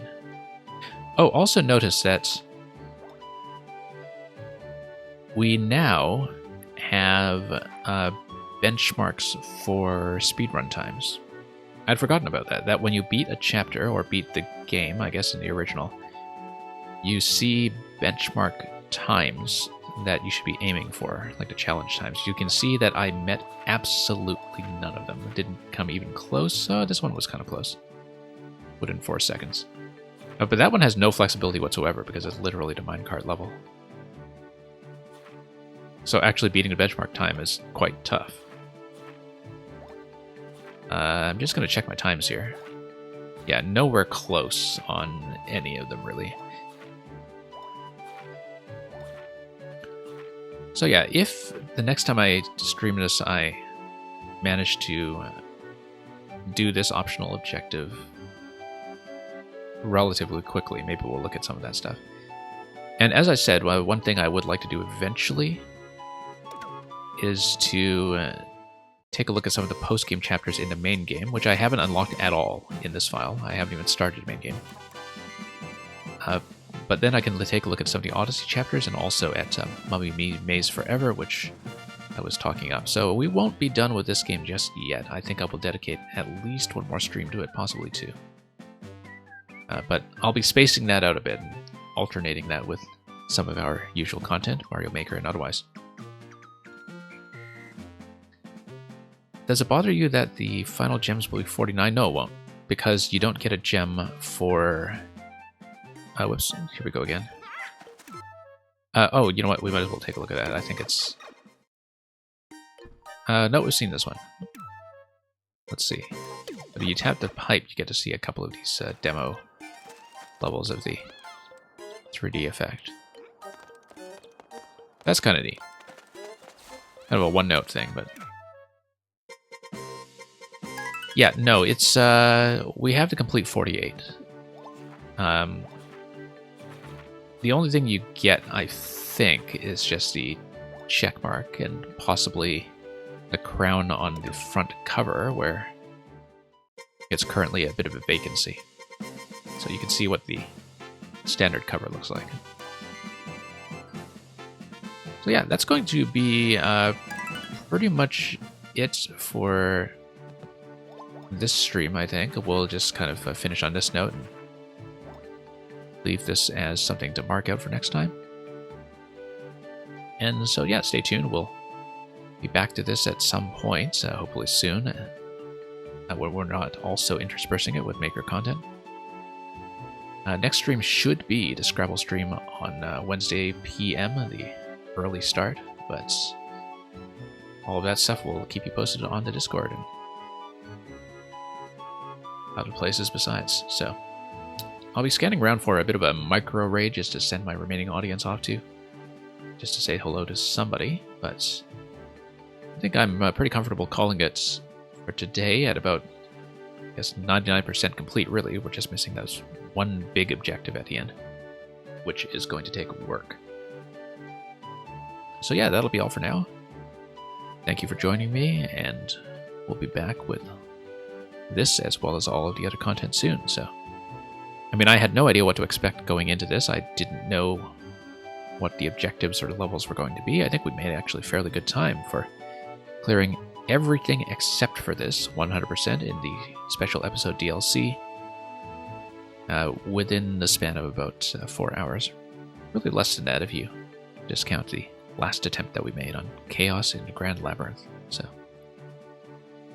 with all that said, thank you so much for watching. Stay tuned if you want to be passed on to somebody else interesting. And have a good night, or good morning, or whatever else it is, wherever you are. And fare thee well. And Mr. Electrodude, you came just as I was saying goodbye, so fare thee well to you as well. We're going to send you off to somebody very shortly.